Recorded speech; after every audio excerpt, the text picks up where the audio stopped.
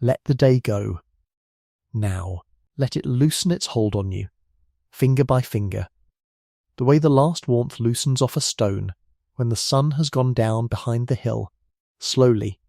and then all at once, and without any sound at all. And let the doors of the day swing softly shut behind you, one after another, until the last of them is closed and the latch has fallen, and there is nothing left on the near side of it but you and the dark and my voice,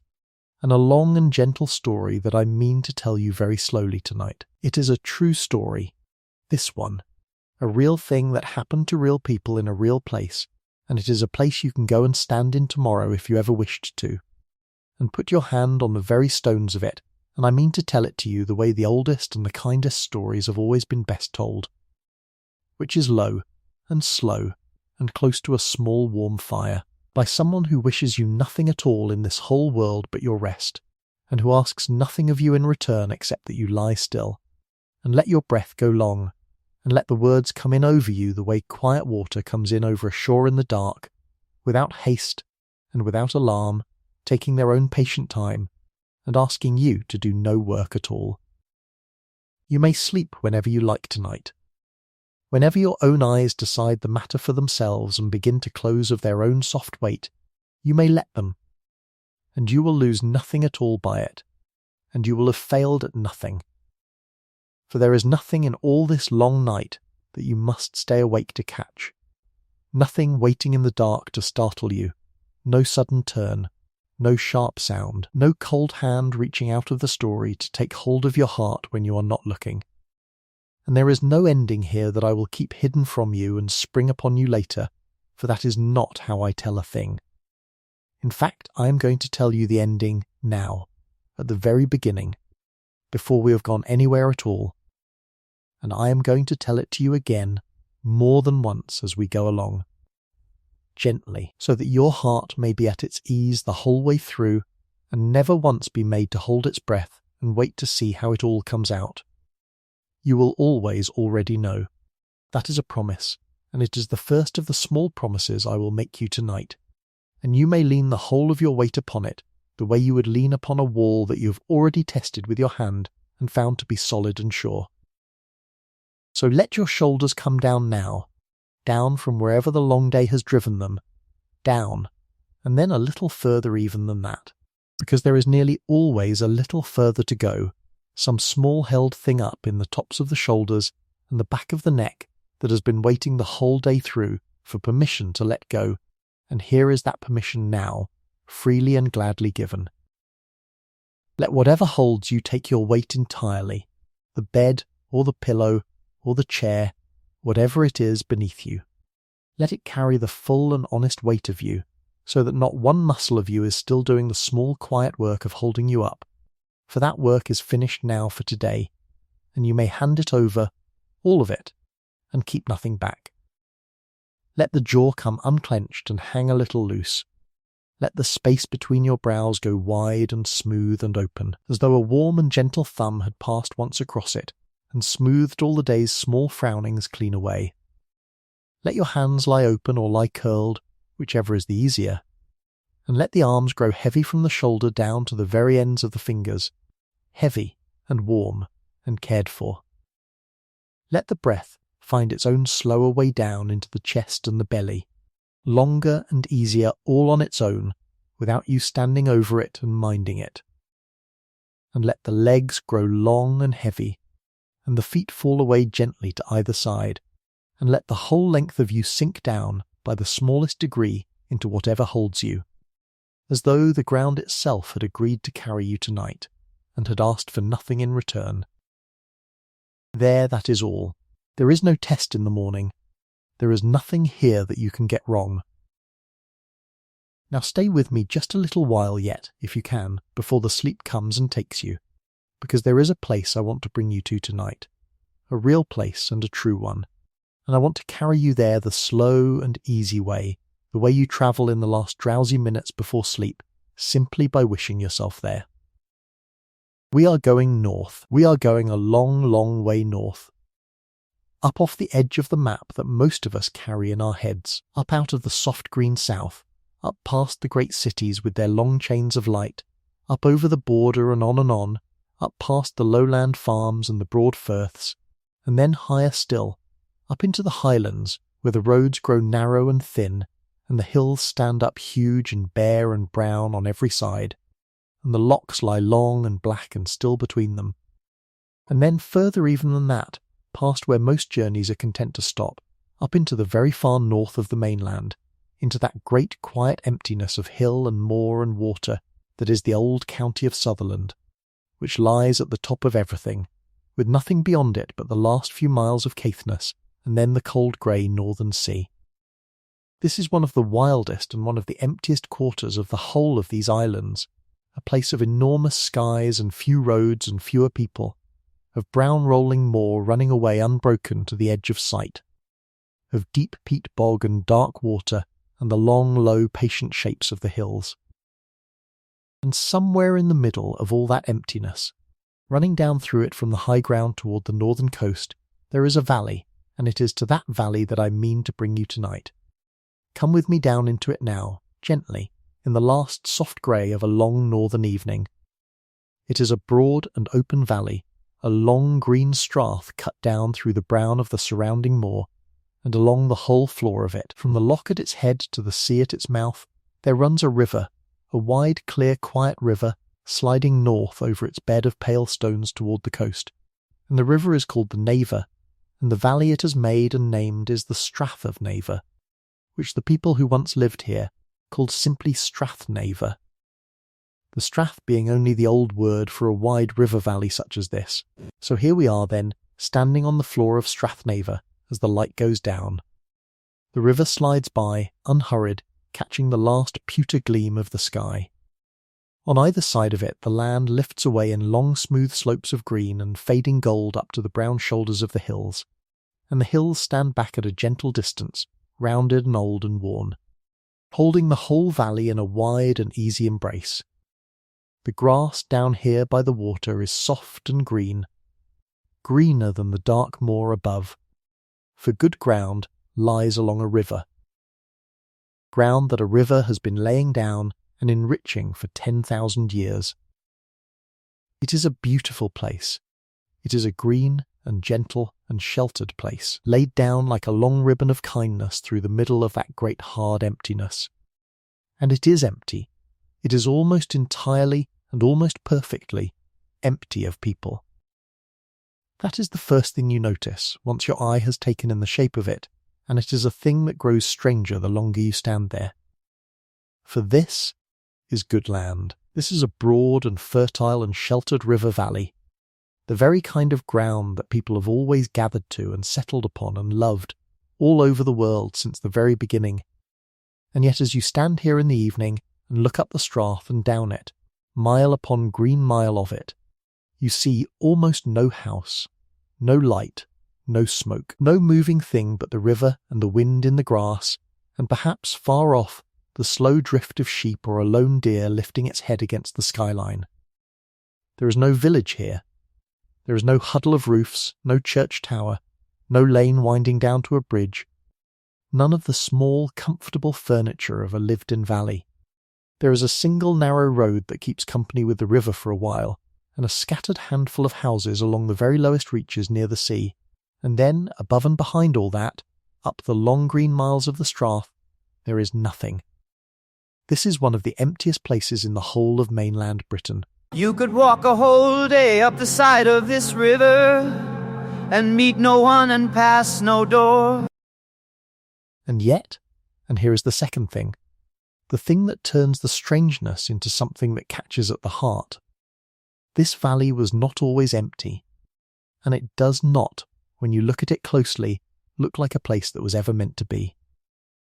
For once your eye has grown used to the green emptiness, and begins to look a little harder at the slopes on either side of the river, you start to see that the ground itself is marked all over with the signs of people, that the emptiness is not a natural emptiness at all, not the emptiness of a place where no one ever came, but the far sadder and stranger emptiness of a place from which everyone has gone. Look there, on the green shelf above the river, where the low evening light comes raking in sideways across the grass and throws every small rise and hollow into soft shadow. Do you see them? Low lines and rectangles in the turf, the tumbled grey footings of walls, the broken squared outlines where buildings once stood, a cluster of them here, and another cluster a little further on, and another beyond that, dotted all up the green length of the strath. They are the foundations of houses. They are the stone bones of homes, of whole gathered clusters of homes, the ground courses of walls that once stood shoulder high and roofed and warm, with doors in them and fires inside them and people at the fires, and now they are only lines of stone half sunk in the grass, grown over with turf and moss, roofless under the wide sky, so quiet and so low that you might walk right through the middle of what was once a busy little township and hardly know that you had done so. And there is more, if you keep looking, in the slant of that low light. All up the good green slopes, running along the contours of the hillside above the ruined walls, you begin to make out a strange corrugation in the ground, a long, low, even ribbing of the earth, ridge and furrow, rank upon parallel rank of it, faint as the marks a comb leaves in hair, curving with the shape of the land. Under the heather in places it is almost lost, and then where the light catches it, just so it stands out clear as anything, mile upon mile of these old soft ridges climbing the braes. They are the lazy beds, the old cultivation rigs, the long raised ridges of earth that people once built up by hand and dug and dunged and sowed and cropped, year upon year, generation upon generation, to win their bread out of this ground, and though no spade has touched them now for the better part of 200 years, they are still there, still legible, still written into the very skin of the hill, the last faint handwriting of a whole farming people pressed into the earth of the strath and never yet quite rubbed out. So the valley is empty. Yes, but it is not blank. It is covered, from the loch at its head to the sea at its mouth, with the quiet and unmistakable evidence that it was once full, with the footings of the vanished houses, and the ghosts of the old ridged fields, and everywhere the low grey stones lying in the grass where the walls came down. It is one of the emptiest places on the whole British mainland, and it is empty in a way that asks a question of everyone who stands in it, which is simply this: where did they all go? And I am going to answer that question for you now, plainly and early, and in the open, exactly the way I promised you at the start that I would, so that you may carry the ending safe in your 2 hands the whole of the way, and never once be made to fear it. For a very long time, for many hundreds of years, for far longer than anyone can now say with any certainty, this green strath was full of people. It was the home of a thriving, settled, hard-working farming folk, a Gaelic-speaking people who had lived in this valley and worked this ground time out of mind, in a long, unbroken line of fathers and sons and daughters and mothers stretching back and back into the deep of the past. They lived in the little townships whose stone footings you can still trace in the grass, strung out one after another along the good land by the river. They built up those long ridged fields on the braes, and grew their oats and their barley there. They kept their small dark cattle on the green slopes, and drove them up to the high pastures in the summer. And they filled this whole valley, for century upon century, with the smoke of their fires and the sound of their voices and their songs and their children, a whole small world of people who belonged to this place as wholly and as deeply as the heather belongs to it, or the river, or the very stones. This was their Glen. It had been their Glen, and their father's Glen, since before anyone could remember a time when it was otherwise. And then, in the space of a very few years, at the beginning of the 1800s, they were all taken away. Not by any plague, and not by any famine, and not by any war or flood or slow dwindling, but by the deliberate act of the man who owned the land beneath their feet. For in those days the whole of this vast country, the whole strath and the hills around it and the moor beyond, all of it, belonged in law to a single great landowning family, and it was decided in those years by that family and the men who managed their affairs that the land would be worth far more to them under sheep than under people, and so the people were cleared away to make room for the sheep. In two great and terrible removals, one in the year 1814 and another, more complete even than the first. In the year 1819, the people of Strathnaver were turned out of their homes, every one of them, the whole valley emptied of its families. And to make quite certain that none of them could ever creep back and take shelter again in the houses they had built, the houses themselves were pulled down and set alight, the roof timbers dragged out and burned, so that the smoke of the burning homes of Strathnaver stood up over the whole strath, and afterwards there was nothing left along the river but the roofless walls and the scattered people and the coming of the sheep. And from that day, more or less, to this very night on which you are lying and listening to me, the Strathnaver has stood, all but empty of people. That is why the valley is so silent. That is why the good green ground lies unworked, and the footings of the houses lie broken in the grass. That is the ending of the story, and I have laid it down before you now, in the open, so that you need never once dread its coming, but may watch it approach across the nights the way you watch a far-off weather you already know the shape of. Now hear the rest of it. Hear the other half of the ending, because the emptiness is only the one half, and it is not the half that I would ever choose to leave resting in your hands as you drift away into sleep. The people were taken from the Glen, but the people were not destroyed, and they were not erased, and they were most certainly not forgotten. When they were driven out of Strathnaver, they did not simply vanish into the dark. They were scattered, is what happened to them. Scattered first to the bleak and unfamiliar coast, a little way to the north, and then, in the years that followed, scattered very much further than that, out across the whole wide face of the world. They went, or their children and their children's children went, in the crowded sailing ships across the great ocean, to Canada, to the forests and shores of Nova Scotia and Cape Breton, where the Gaelic tongue of Strathnaver took root and was spoken for generations, and to the United States, and to Australia, and to New Zealand, and to nearly every far corner of the earth where new land was opening and a strong, hard-working people was wanted. And they took their names with them, and their songs, and their language, and their memory of the Glen, and they had children there, and those children had children, and so it has gone on down all the years between, so that the descendants of the few hundred people who were once turned out of this one small Highland valley now number, if you could ever count them, not in the hundreds, but in the many hundreds of thousands, in the millions, spread out across the world, an enormous scattered family who can trace their blood back to these very slopes,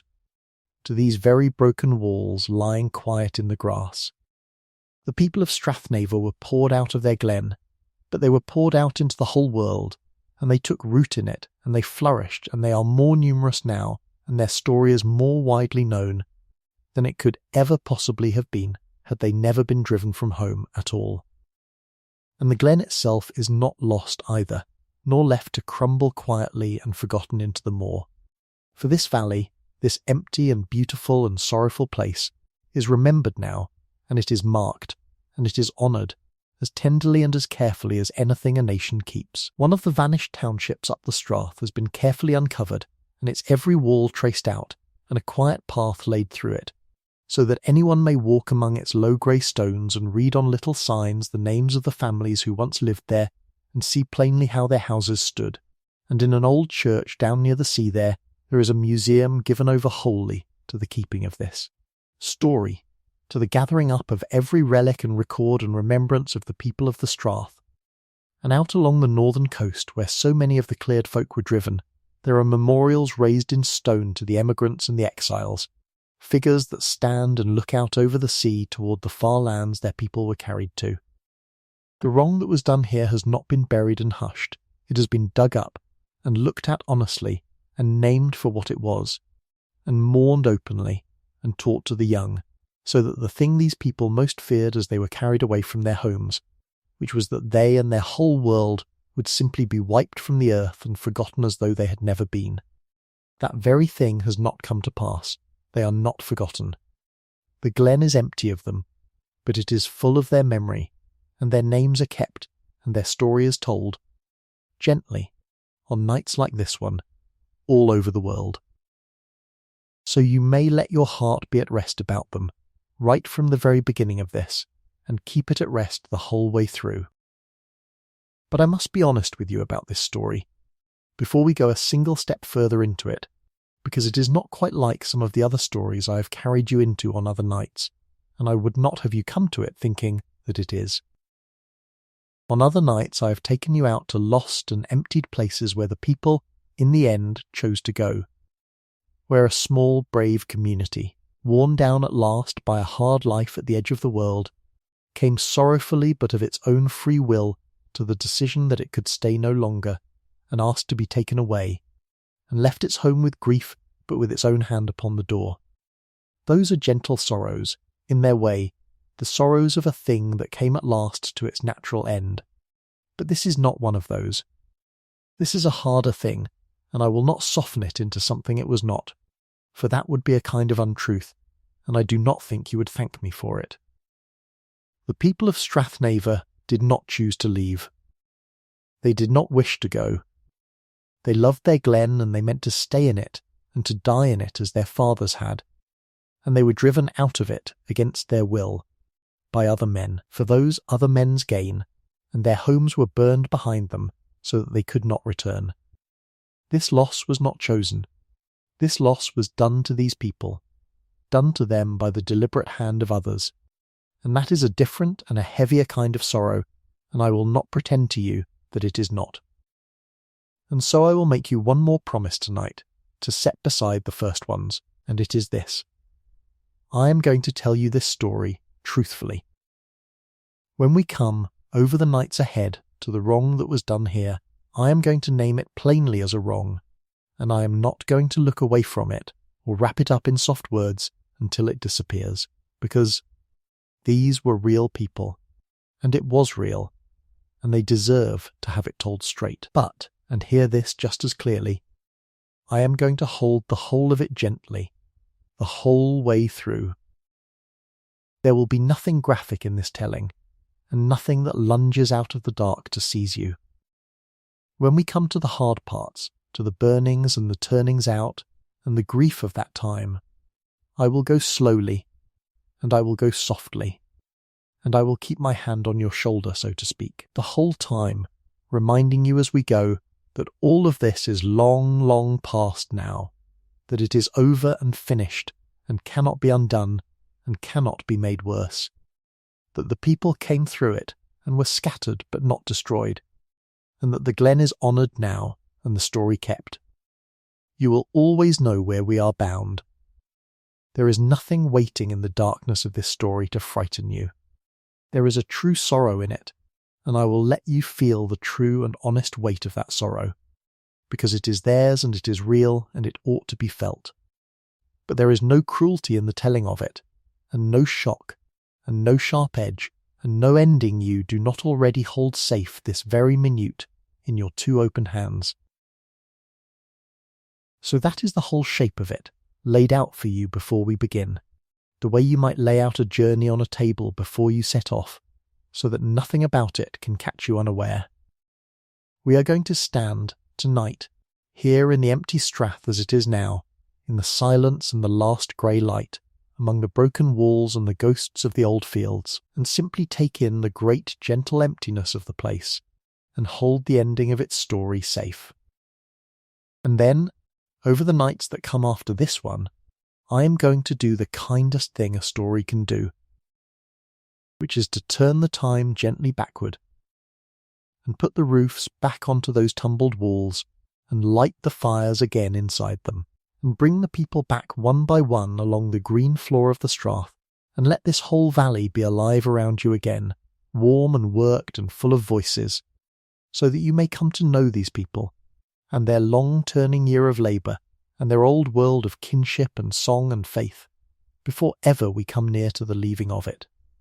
Because a place must be known a little before it can be loved, and loved a little before its ending can carry any true weight at all.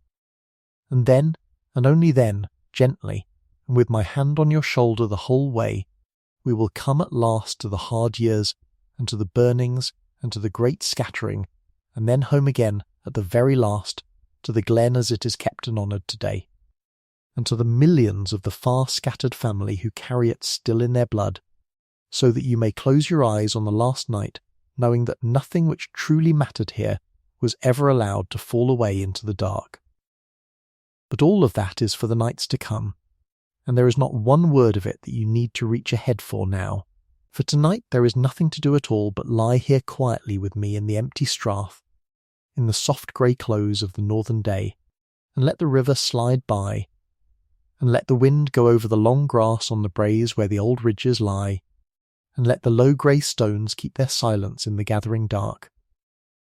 and rest. Let your shoulders come down once more, a little further even than before. There is nowhere in all the world that you have to be tonight, and nothing at all that you have to do, and the whole long story of this glen lies safely ahead of us, to be told slowly over many nights, and never once to be feared. The ending is already in your hands, and it is a safe one to hold. The people were taken from the glen, but the people were not lost, and the glen is remembered, and you know it, and so your heart may sleep as easily as the rest of you. Breathe slow. Let the strath grow dim and soft around you, the river a last pale thread of light, the hills going dark and gentle against the sky. And whenever your eyes wish to close upon it, you may simply let them close, and let this quiet green valley go on lying there in the dark of the far north, all on its own, patient and untroubled, exactly as it truly does this very night, whether you are still awake to see it or not. But we will not spend the whole of our long night standing among the tumbled stones, you and I, out in the empty green length of the strath, with the wind going quietly over the grass where the roofs used to be. I did not carry you all this way north, only to set you down shivering among roofless walls and old grown-over ridges, and call it a story. Let the empty glen go now, just for a while. Let the silence of it, and the small cold sound of the Naver running through it alone, settle back down into the far end of the night where it will wait for us, patient and untroubled, until we are good and ready to come to it. For it is not going anywhere, and nothing at all in this night is going anywhere that you must hurry to keep up with. Instead, I am going to do the kindest thing that any story can do, which is to turn the time gently backward, the way you might turn a smooth grey river stone over in your hand to look at the warmer underside of it, and I am going to set the roofs back down onto the houses, and put the blue peat smoke back up into the air above them, and let the low sound of cattle come back into the strath, and bring the people home along the riverside one by one, and I am going to let this long green glen be alive all around you for a good long while, warm and fed and busy and entirely sure of itself, before ever we come near again to the losing of it. For a place must be known a little before it can be loved, and loved a little before its ending can carry any weight at all, and so we will spend this whole quiet stretch of the night doing nothing more taxing than learning how these people lived, hour by hour and season by season, in the plain and ordinary fullness of their days, with no shadow over them yet, and no stranger's word yet spoken against them. So come back into the strath with me now, but come into it as it was when it was lived in, when it was full. Picture the same long river valley you have already seen lying empty, the Naver winding its slow, bright way down the floor of it, from the loch in the south to the sea in the north, the hills standing back on either hand, brown and green and purple with the heather, the flat wet moss and the peat bog spreading away beyond them to the sky. But now, along the low ground on both banks of the river, wherever the land lifts a little and dries a little and turns its face to what sun there is smoke. Thin blue threads of it, rising and leaning in the air, one cluster and then a mile on another, and then another, all down the length of the glen, for the strath was not empty then, not by any means, but was settled all along its floor in a long loose chain of little farming townships, dozens of them, strung out beside the water like beads knotted along a wet grey thread. Bale was the word for one of them, in the Gaelic that everyone here spoke, Bailteen for the many, and the Bailteen of Strathnaver ran the whole length of the river and up the side glens too. each one a small huddle of houses and barns and byres set in the midst of its own worked ground, each one with its own name that the people had given it long ago and that meant something plain and true about the place. The field of the waterfall, the little green hollow, the shieling by the birch wood. Rosal was one, up on a shelf of good ground above the river, and it is the one whose bones are most carefully kept today, so we may take it, if you like, as our own township tonight, and stand in it while it is still whole. But there were many, many more, and all of them lived much the same life, and all of them we will hold in our minds together as one. Come up off the riverside then into the nearest of them as the evening comes down, and here are the houses, low and long and hunched down into the slope of the ground, and I would have you see them plainly, for they were humble but they were not miserable, and there was more comfort and more sense inside them than a stranger passing by would ever have guessed. A house here was built long and low and narrow, its walls made thick as the length of your arm and more, and made of whatever the ground gave up close to hand, of rounded stones gathered off the fields and great sods of turf cut from the moor, the two laid up together, stone and turf and earth packed between, into a wall that was half a rampart and half a bank, rounded soft at every corner so that the wind could find no sharp edge to catch and worry at. Up out of those thick low walls rose the roof, and there was no chimney standing up off it, or none to speak of, only a low frame of curved timbers, of driftwood and old crooked bog oak, and any good stick that could be got in that near treeless country, and over the frame a thatch of turf and heather and straw, roped down against the gales and weighted at the rope's ends with hanging stones. You would stoop to go in at the low door. And inside it was dim, and it was warm, and it was full of the good brown smell of peat smoke and beasts and people and milk, and it was, in the main, all one long room under that one long roof. And here is the thing about it that people find strangest now, and that was the plainest sense in the world to them then, that the family lived at the one end of that long room, and the cattle stood at the other, the two of them under the single thatch, with only a low partition, or a step down in the floor, or sometimes nothing much at all, to divide the folk from the beasts. And there was good reason in it, every bit of it. The cattle were brought in under the roof through the black of the winter, out of the killing wind, and the warmth of their big slow bodies helped to heat the house, and their breathing was a soft company in the dark, and the family could hear them shifting and lowing in the night, and know that their whole living wealth was safe and close and warm. And the byre end sloped a little downhill, so that all should drain away from the hearth, and the muck of the beasts was gathered from it, and carried out in the spring to feed the hungry ground. Nothing was wasted. Nothing was where it was for no reason. It was a house built by people who understood their weather and their land down to the ground, and who had built so in that country, for longer than any of them could say. And at the very heart of that long low house, set in the middle of the floor, on a flat hearthstone with no chimney above it, but only a smoke hole in the thatch for the blue reek to find its slow way out, was the fire. And the fire was of peat. And the peat was the very ground of the strath itself, and I want you to hold the peat fire in your mind, for it is the warm red centre of this whole part of our story. There was little wood to burn in that country, and no coal but what might come by sea at great cost and trouble to the very few who could pay for it. And so it was peat, always peat, cut in black wet slabs out of the moss on the moor with a special long spade, and set up to dry through the summer in little stooked heaps and low stacks until the wind, and what sun there was had turned it from black wet slabs into light dry brown blocks that would catch and burn slow and red and long and fragrant. And a peat fire, once well and truly lit, was not let to go out at all, not from one year's end to the next. It was banked down every night under its own grey ash, smoored they called it, covered over and kept alive low and secret through the dark hours, and woken again at the first of the morning with a breath and a stir into red life once more, so that the same fire might burn on the one hearth, for a lifetime, for generations, the living unbroken heart of the house. Around that fire the whole indoor life of the place, turned in the long dark half of the year, and the low blue smoke of it seeped up through the thatch, and lay along the whole township on a still grey evening, that sweet earthy reek that was the very smell of home to every soul born in the Glen. Now step back out of the low door and look about you at the ground, at the worked land that lay around the houses, for it is here, in the sharing and the working of the ground, that you see most clearly what kind of a life this was.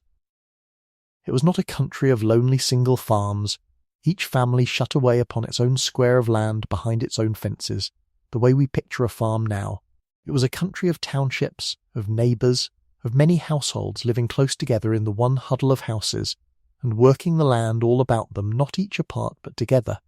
in common by an old and patient and deeply fair arrangement that had grown up over long centuries to fit exactly the hard ground they had. The good arable ground, the precious growing ground close about the houses, was not divided up into a fixed field for each family forever. It was shared. It was laid out in long low ridges and strips, and the strips were parcelled out among the households of the township, a strip here to this family and a strip there to that, scattered about so that no one family should have all the best ground or all the worst. The good drained ridge and the wet sour hollow shared out fairly between them all, and in the older way of it the strips might even be reallotted, drawn afresh by lot every year or few years, so that fortune and hardship in the ground should fall as evenly upon them all as such things ever can. Runrig, this old shared way of the ridges was called. From the rigs, the ridges run out side by side across the field, and it meant that a man's growing ground might be a strip here and a strip 100 yards off and another beyond that, all mixed in among his neighbours' strips like the fingers of two folded hands. It made for a great deal of neighbourliness, of necessity, and no doubt for a good deal of argument too, for they were flesh and blood like the rest of us. But the deep shape of it was a sharing, a spreading of the burden, and the bounty of the thin ground across the whole small people of the township, and there was a plain rough justice in it that had kept them fed, between them, for a very long time. And they built the very ground up with their own hands, ridge by ridge, for the soil of that country is thin and wet and sour and cold, and would grow little of itself, and everything green that they drew from it they had first to coax and feed and win. They raised the long ridges high, the Fiannagan, the lazy beds as they came to be called, though there was nothing lazy in the making of them, digging the soil up out of the wet ground into raised ridges with a drain between each two, so that the water should run off and away, and the crop should sit up dry and warm above the wet. And much of it they turned and broke, not with any great horse-drawn plough, for there was neither the flat room nor the deep soil for such a thing on the steep and stony ground, but by hand, with the cask-crom, the crooked foot-plough, a long bent spade with a peg for the foot that a strong man drove into the ground with his heel and turned the sod by main strength, working backward up the ridge all the day long. And they fed the hungry ground with everything they had, and threw nothing away that might make it richer, the muck of the cattle carried out from the byre end of the house, the ash raked from the hearth, the old sooty thatch pulled down off the roofs each spring and spread upon the fields, the very smoke and dirt of their living gathered up and given back to the earth to make it bare. It was labour past the telling, all of it done by hand and by back and by the turning of the seasons, and it was never certain, and some years it came to little, but in a good year the built-up ridges gave up their harvest, and it was enough, most years it was enough, to carry them through. And what did they grow on those hard-won ridges out at the cold top of the country? They grew the crops that would bear where finer things would fail, the old tough grains of the north. They grew oats, the small hardy black oats that will ripen in a short cold summer, and from the oats came the oatmeal that was the very staff of life, the meal for the morning brose and the porridge and the flat oaten bannocks baked hard on the hearthstone. And they grew beer, the beer barley, that old 6-road northern barley, hardier and quicker than any finer barley, that would come to harvest in the brief window of warmth that the strath allowed, and the beer gave its meal too, for bread and for broth, and it gave the malt, for a little ale, and it was a mainstay beside the oats. And then, later, in the last of the good centuries before the ending, there came into the glen a new thing, a low green plant with a knobbled root, and it was the potato, and I want you to mark the potato well. For though it came late, it came to matter more than almost anything. It reached these far northern glens only in the 1700s, brought up at last from the south, and the people took to it slowly and then wholly, for they found that a potato would feed a family off a small patch of dug ground, where the grain would need a great deal more, that it would grow in the raised beds where little else would thrive, that it was food you could pull from the earth and eat without the long labour of the mill, and within a generation or two the potato had woven itself deep into the very bread of their lives, until a family's getting through of the winter leaned upon the potato pit as much as on anything, upon the heap of potatoes dug and stored against the dark. It was a blessing, the potato, a true one, more mouths kept fed on less ground than ever before, though a wiser head, looking on, might have felt a small cold breath at how much now hung upon a single crop. But that is a thought for later nights, and not for this one. For now the potato is only a good thing, a green blessing lifted in autumn and stored, and we will let it be so. But grain and root, oats and beer and potato were never the true wealth of Strathnaver. And if you would understand the real heartbeat of this place, you must turn from the fields to the beasts, for the beasts were the heart of it, and the beast above all was the cow. These were the little black cattle of the Highlands, small and shaggy and hardy and black, or black-brown, a hardy old breed made for that hard country, that could live out on the rough hill grass and the heather and come through the winter on next to nothing, and they were the standing wealth of every household, the thing a man's substance was truly counted in. The cow gave the milk, and the milk was the daily food of the house through the good half of the year, drunk fresh and soured and turned. From the milk the women made the crowdy, the soft fresh curd cheese, and the butter, salted down in the summer's plenty and laid by, and the hard-pressed cheese for the winter, and now and again a beast past its use, or one that could not be wintered, was killed in the back end of the year and salted down in a barrel, and that was the meat of the house. The cattle were housed under the roof through the winter, and turned out onto the green hill in the summer. They were the milk and the butter and the cheese and the meat and the very muck that fed the fields, and beyond all that, they were the one great thing the Strath could turn into money, the one crop the household could send out into the wide world and get silver back for. For there was a rent to be paid, as there is nearly everywhere that people live upon ground another man calls his own, and the rent was paid, in the main, out of the cattle, and so every year, when the summer's grass had put a little flesh on the young beasts, the surplus of them, the black yearlings and stots that the township could spare, were gathered up to be sold and sent away south. And here is one of the great sights of the old Highland year, and I would have you see it, slow and dusty and unhurried, going away south over the hills, the droving of the cattle to the trysts. For the beasts could not be sent to market in any cart or any boat. They went south on their own 4 legs, walking, the whole long way, in great slow herds gathered together out of glen after glen, driven by the men they called the drovers, hardy weather-beaten men who knew every ford and every hill pass, and every patch of night grazing on the long road south. Out of Strathnaver and all the northern glens the little black cattle were gathered in the autumn and set walking, down through the passes and across the rivers at the fords, over the high bare watersheds, grazing as they went. Mile upon patient mile, days and days of it, the drovers sleeping out in their plaids beside the herd at night, all the long way down through the heart of the Highlands, to the great cattle fairs of the south, to the trysts, above all to the famous Falkirk tryst away down near the middle of Scotland, where the drovers of half the Highlands brought their beasts together in their tens of. Thousands and the buyers came up from the south country, and even from England to buy them, and the silver that the beasts fetched there came back north at last into the glen, into the Strath, and paid the rent, and bought the few things the township could not make for itself, the iron for the tools, the salt, the little luxuries, so that the whole money life of Strathnaver, such as it was, hung upon those small black cattle and those long dusty roads south, upon the drove and the tryst, upon beasts raised on Sutherland heather and sold on a Falkirk field. Hold that in your mind as a good slow thing to rest against, the herd going away over the shoulder of the hill in the thin autumn light, the drovers walking easy behind it. And the strath left quiet behind them till they should come home. And there was another wealth in the strath besides the beasts and the grain, and it ran right through the middle of the glen, bright and cold and alive, and it was the river. For the Naver was a salmon river, and a great one of the fine salmon rivers of the north, and every year the salmon came in from the sea and ran up the river to spawn, thousands of them, pushing up through the fords and the pools, and the people of the strath took them, in the season, out of their own river running past their own doors, speared them,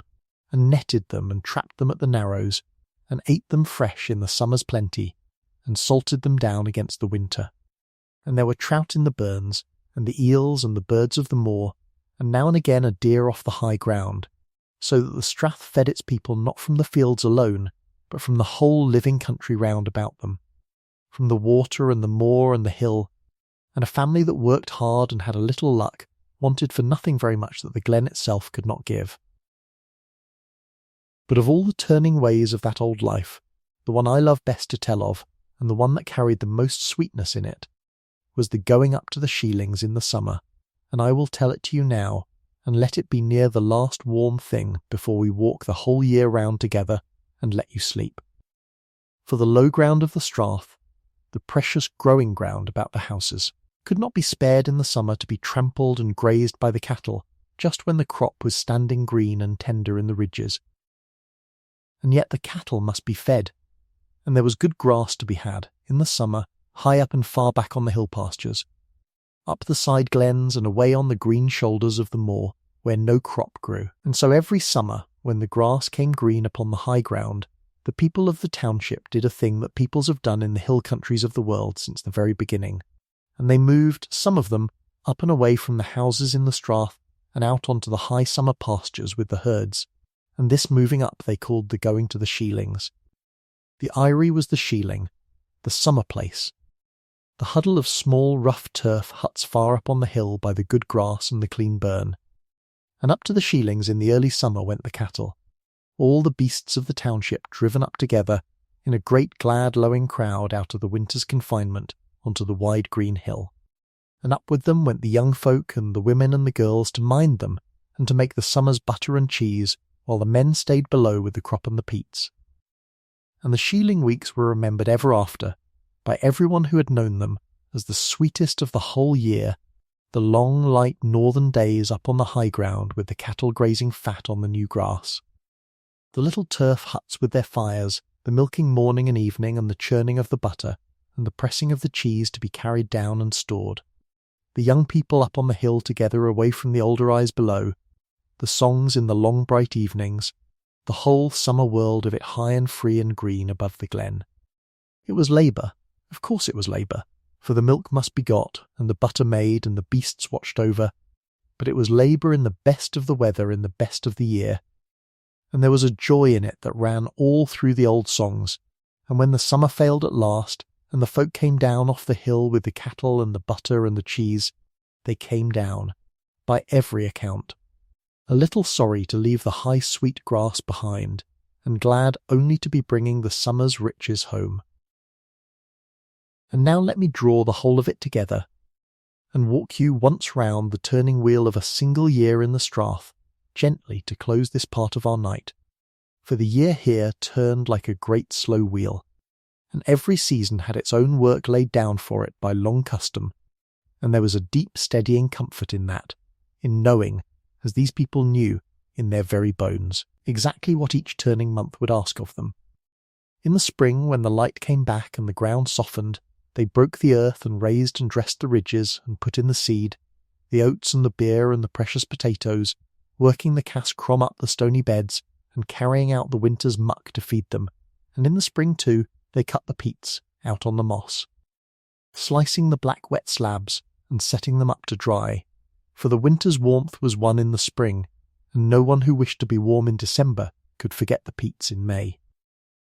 Then, in the early summer, when the crop was in and green and the high grass was ready, came the great glad going up to the Sheelings, the cattle and the young folk away onto the hill, and the making of the summer's butter and cheese, and down below the men tended the growing crop and mended what the winter had broken, the houses and the walls and the tools, and took the salmon as they ran up the bright river. In the high summer, the beasts grew fat on the hill, and the days ran long and light and for that hard country kind. And then, in the back end of the year, came the harvest, the crown and the anxious heart of the whole turning wheel, when the grain must be reaped with the sickle and bound and stooked and got in dry before the autumn gales came roaring down the strath to flatten and to rot it, and the potatoes lifted and pitted, and the cattle brought down at last off the hill, and the surplus beasts gathered and set walking away south with the drovers to the tryst, and everything the busy year had grown and gathered, the meal and the potatoes, the salted salmon and the salted beef, the butter and the cheese, the dried peat stacked high by the door, all of it carried in and laid by against the coming dark. And then at last the winter, when the strath drew in upon itself and drew down to the fireside. The cattle brought in under the roof to the warm byre end, the whole family gathered close about the red peat fire in the long dark, and through the winter they lived on all that the year had gathered, and did the indoor work of the place. The women at the wool and the spinning and the weaving of the cloth, the men at the mending of the gear against the spring, and everyone waiting, snug behind those thick round walls, while the great gales came down the glen and beat upon the turf and the thatch, and the people, warm within, let them beat. And that is how they lived, all down the long green length of Strathnaver, year upon year upon year, a whole small farming world entire in itself, fed by the beasts and the grain and the river, warmed by the peat cut from their own moor, housed under their own thatch with their own cattle breathing in the dark, wanting for almost nothing that the wide world could give them, and, in the ordinary run of their days, quietly certain that their tomorrow would be the same as all their long line of yesterdays. There is no sorrow in this part yet, and I would not have you reach ahead for any. There is only the deep, plain, turning fullness of a life that worked, a life lived close to the ground and the beast and the fire, hard, yes, and lit by great labour, but sufficient, and settled, and sweet in its own hard way. Hold that in your mind now as the warm thing to rest against as the night goes on, the blue peat smoke standing up along the strath in the evening, the little black cattle coming down off the green hill, the salmon running silver in the river, the sheelings high and bright in the summer grass, the ridges heavy with the autumn grain, and the whole slow wheel of the year turning over and over as it had turned for longer than anyone could remember. There is nothing you need do with it, but keep it. Nothing here can trouble you, and whenever your eyes wish to close upon it, you may let them close.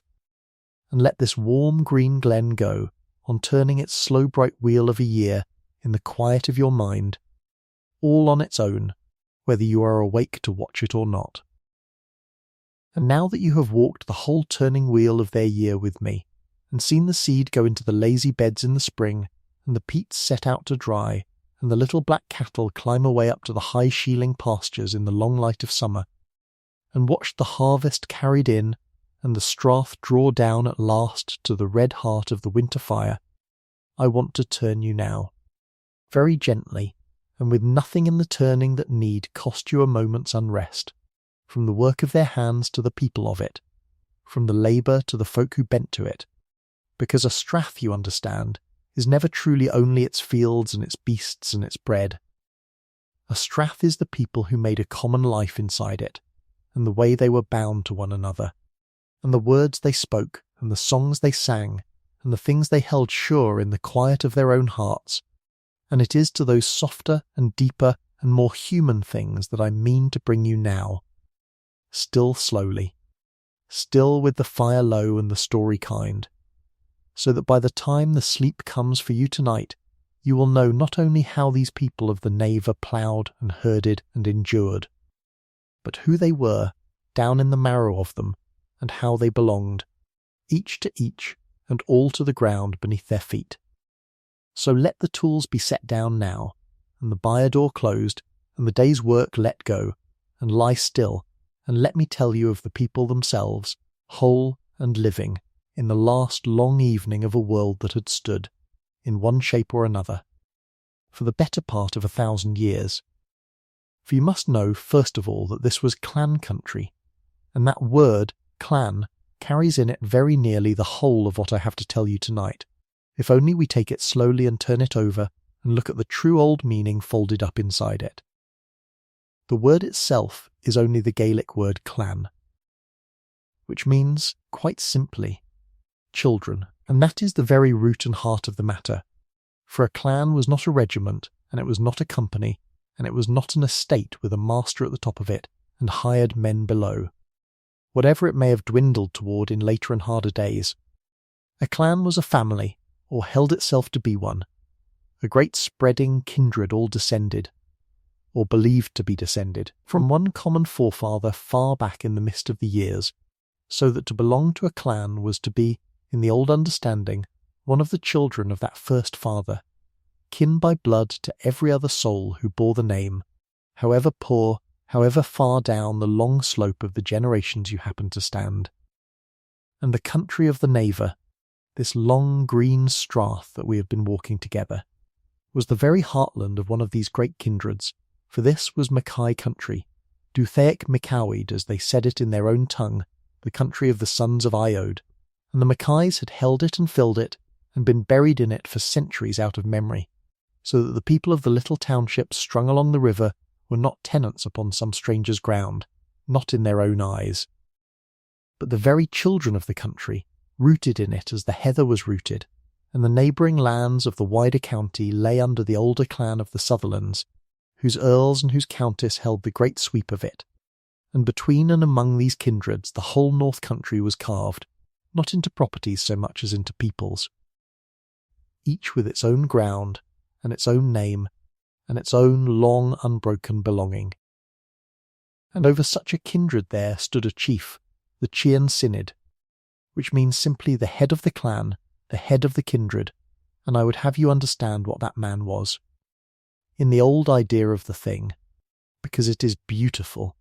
and because so much of the sorrow that is coming, far off down our night, is the sorrow of that idea being broken. The chief was not, in the old understanding, the owner of the land in the cold modern sense of a man who holds a paper deed and may do with his acres as he pleases. The chief was the father of his people, the head of the family, the trustee and the guardian of the common ground on behalf of all the children of the name. He led them in war, and he judged their quarrels, and he was owed their service and their loyalty and their rent, in the old days more in kind and in men than in coin. But he owed them, in return, and this is the very kernel of it, protection, and a place, and the plain unquestioned right to go on living upon the ground of their fathers, as their fathers had lived before them. It was a bond that ran both ways, up and down, and knitting together of the great and the small into one body, and it was understood not as a bargain struck between strangers, but as a thing in the blood, a duty laid on the chief as surely as on the humblest cotter, the natural order of a family in which the father does not turn his children out of doors, whatever the ground beneath them might be made to yield to another sort of man. Hold that softly as you lie there, this old warm idea of the chief as father and the people as his children, for it was real to them, real as the hills, and for a very long time it held. And underneath that idea, holding the whole thing up, ran the deepest belief of all, and it has a name, and I will teach it to you gently, for it is the very foundation stone of everything, and it is a word worth carrying down into sleep. The word is dithchas, and it comes from the same old root as dithic, the word for a country for one's own native land, and there is no single tidy word for it in our own tongue, for it means more than any one of ours can hold. It means the hereditary, the ancestral, the inborn right of a people to the land of their fathers, not a right written on any parchment, not a right a lawyer could have found or a court enforced, but a deeper right than either, a right of belonging, sunk down into the very ground through the long labour and the long burial of all the generations who had gone before. It was the settled and unspoken and utterly certain conviction, held by every soul in every township of the Strath, that this ground was theirs, was truly and rightfully theirs, not because any document said so, but because their people had always been here. had cleared these very stones and raised these very beds and grazed these very hills and laid their dead in this very earth since before thee, reckoning of time, and that no power on earth could rightly sunder them from it. Because a man belongs to his dithkas, as a tree belongs to the soil it grew in, and you do not, in the old and decent understanding of the world, tear up the tree. There was, it is true, another and a colder word, the word for the legal ownership, the paper title that the law of the wider kingdom recognised, but the people of the Strath scarcely thought in it, and would scarcely have understood how a thing written in ink in a far-off town could ever weigh against the plain deep truth of Dithcus, against 1,000 years of belonging. And that gap, that quiet and terrible gap between the two ways of holding land, the way of the blood and the way of the parchment, is the seed of the whole matter. But we need not look at it hard tonight. Tonight only feel the warmth of the older way, the way these people held their Glen, which was to hold it as their own birthright, forever, without a doubt in the world. And because it was a kindred, because they were all in some true sense the children of the one country, they were bound to one another by kinship, in a way that is hard, now in our scattered and separated lives, even quite to imagine. For in the townships of the Naver very nearly everyone was cousin to everyone, cousin near or cousin far, uncle and aunt and second cousin and cousin's cousin, a whole close web of blood laid over the whole strath and threaded through every hearth in it, so that a man walking down the river from one bale to the next walked among his own relations the whole way, and there was hardly a door he passed that did not belong to some branch of his own wide family. And they knew it, and they kept it, and this is a thing to marvel at gently. They carried their kinship in their heads, the whole vast map of it, for they had a way of naming a person, not by a bare surname alone, which would have told you little where half the Strath bore the same few names, but by the long recital of their descent, the Sloineed, the naming back, in which a man was known as himself the son of his father, the son of his grandfather, the son of his great-grandfather, name after name back up the generations, so that his very name was a little genealogy. A thread you could follow hand over hand back into the past. To ask a man who he was, out here, was to be told not merely what he was called, but where he stood in the great family of the Strath, whose son he was and whose grandson, and how therefore he was kin to you and to nearly everyone else besides. They held the memory of their own descent the way a scholar holds his books, generation upon generation kept clear and living in the mind, and it bound them, this shared blood and shared memory, into a single body that felt every hurt to any part of it. And it meant that no soul in that strath was ever truly alone, for every soul was woven fast into 100 others by the oldest and strongest of all threads. And between the chief high above and the mass of the working folk below, there stood a middle rank, a kind of gentry of the Glen, and you should know them too, for they were the very sinew of the old order, and they were called the tacksman. A tacksman was a man who held a tack, which was a lease, a considerable holding of the chief's land taken on a long tenure, and these were most often themselves close kinsmen of the chief, younger sons and cousins and brothers of the great family, the Dowie New Isle, the gentle men, the men of good blood who ranked below the chief but well above the ordinary tenant. The tacksman held his broad tack from the chief, and then let out portions of it in turn to the small tenants and the cotters who did the actual working of the ground, and he took his rent from them and rendered his own up the line, and in the old days of the clan he was the chief's officer and lieutenant, the man who raised and led the fighting men of his district when the chief called, the local head under whom a cluster of townships lived and looked for guidance. He stood, in a sense, on the seam of the whole thing, one hand reaching up to the chief whose blood he shared, and one hand laid on the shoulders of the common folk whose lives he ordered, and where he was a good man, and many were, he was a buffer and a shield, a resident gentleman who knew every family under him by name and by descent, and stood between them and the wide cold world. The tacksmen were the officer class of that old society, its middle timber, and the whole frame leaned upon them, and when in time that class was squeezed out and pushed away, as it would be, the frame that had rested on them was left the weaker for their going. But that is a matter for further on. Tonight see only the shape of it, whole and standing, the chief above, the tacksman in the middle rank, the great kindred of the common folk below, all of one blood, all of one country, fitted together into a single living order as old as the hills that held them. And through the whole of that order, top to bottom, and end to end, ran one tongue, the Gaelic,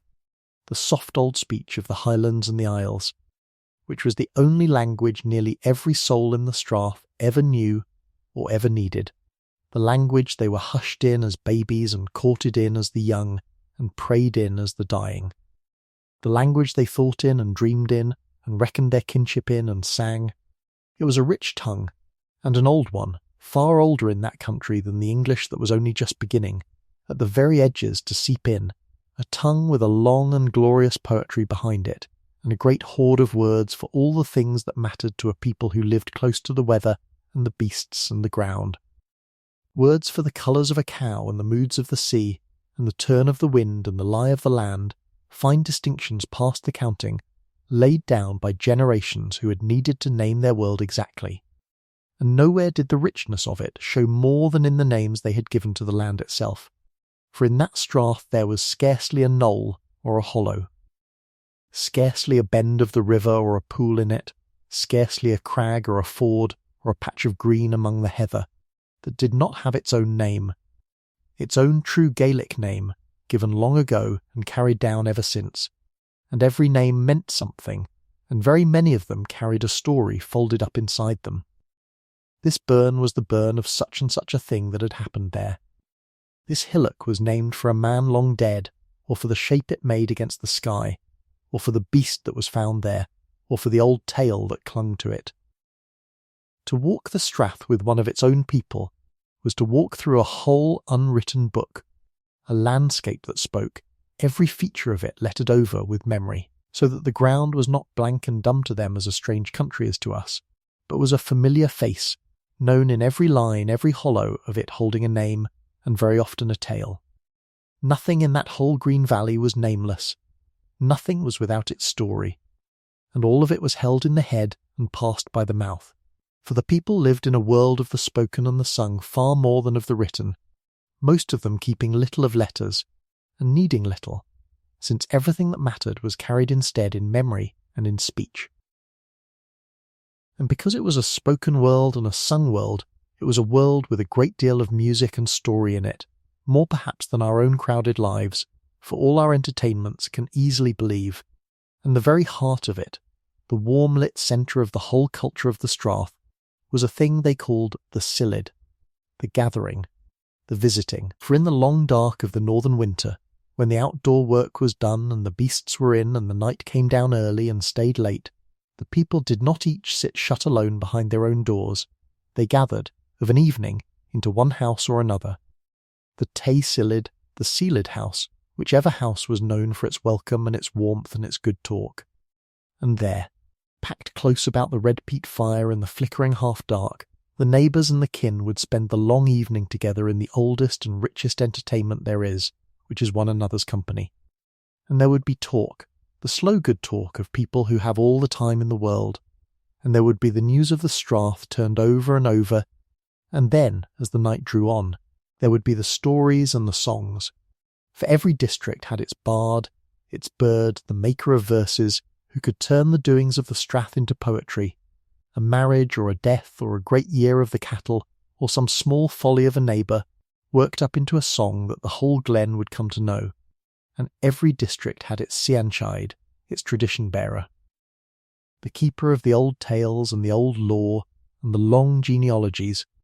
the man or the woman with the deep memory who could recite the descent of every family back through the centuries and tell over the ancient stories the way they had always been told. And the stories they told were very old indeed, older than the strath's own memory of itself, the great cycle of tales of Fionn and the Fianna, of the heroes and the hunts and the battles of the deep Celtic past, carried down by heart across more generations than anyone could number. told and retold by the winter fire exactly as they had been told 1,000 years before. And there were the songs for every labour and every mood, the work songs that lightened the tasks, the walking songs the women sang together as they beat and turned the new woven cloth, timing the heavy rhythmic work to the swing of the tune, the love songs and the songs of the shealing and the summer, and the laments, the kuma, the slow grieving songs made for the dead and the lost, which that country had ever a store of. All of it held in the heart, none of it written, passed from the old to the young by ear alone across the generations, so that a whole vast inheritance of poetry and story and music lived nowhere but in the living memory of the people, and was breathed out again, night after winter night, into the warm, smoky air of the sealed house. And there was the piper too, for this was a country that loved the pipes, the great war pipe with its wild high music and its slow grand laments, and the sound of it going out over the strath in the evening, or leading the people to a wedding or keening at a graveside, was one of the very voices of the place. And over all of this, giving it a shape and a frame and a stern deep meaning, there lay by this time the faith, the religion of the Scottish Kirk, the searching Presbyterian Christianity that had taken firm and lasting hold across the whole Highlands in the generations before, and had sunk its roots as deep in that far northern strath as anywhere in the land. The people were kirk folk, church folk, and their faith was no light or careless thing worn loose about them. It was woven all through their days and their weeks and their years, the very grammar by which they read the whole of their lives. There was the parish and its kirk, and the minister in it, very often the one educated man in the whole district, and one of the few sure bridges between that Gaelic world and the wider one beyond the mountains. And there was, above all, the Sabbath, the Sunday, kept long and kept strict and kept whole. For on the Sabbath all the ordinary work of the world was laid utterly down, and the people walked, some of them for miles down the strath and along the shore, gathering from all the scattered townships to the kirk, and there they sat through the long Gaelic services, the sermons that ran on hour upon patient hour, and there they sang the psalms in the old way of that country, the way that is like no other sound on earth, where one voice, the precentor, lines out each line of the psalm alone first, and then the whole congregation comes in after him, each in their own time and their own turning, so that the sound swells and overlaps and rolls through the building like a slow sea, grave and vast and unearthly, the massed Gaelic voices carrying the ancient words. And there were the great sacrament seasons, the communions, which came only once or twice in the year and drew the people together from across the whole country in their hundreds and their thousands,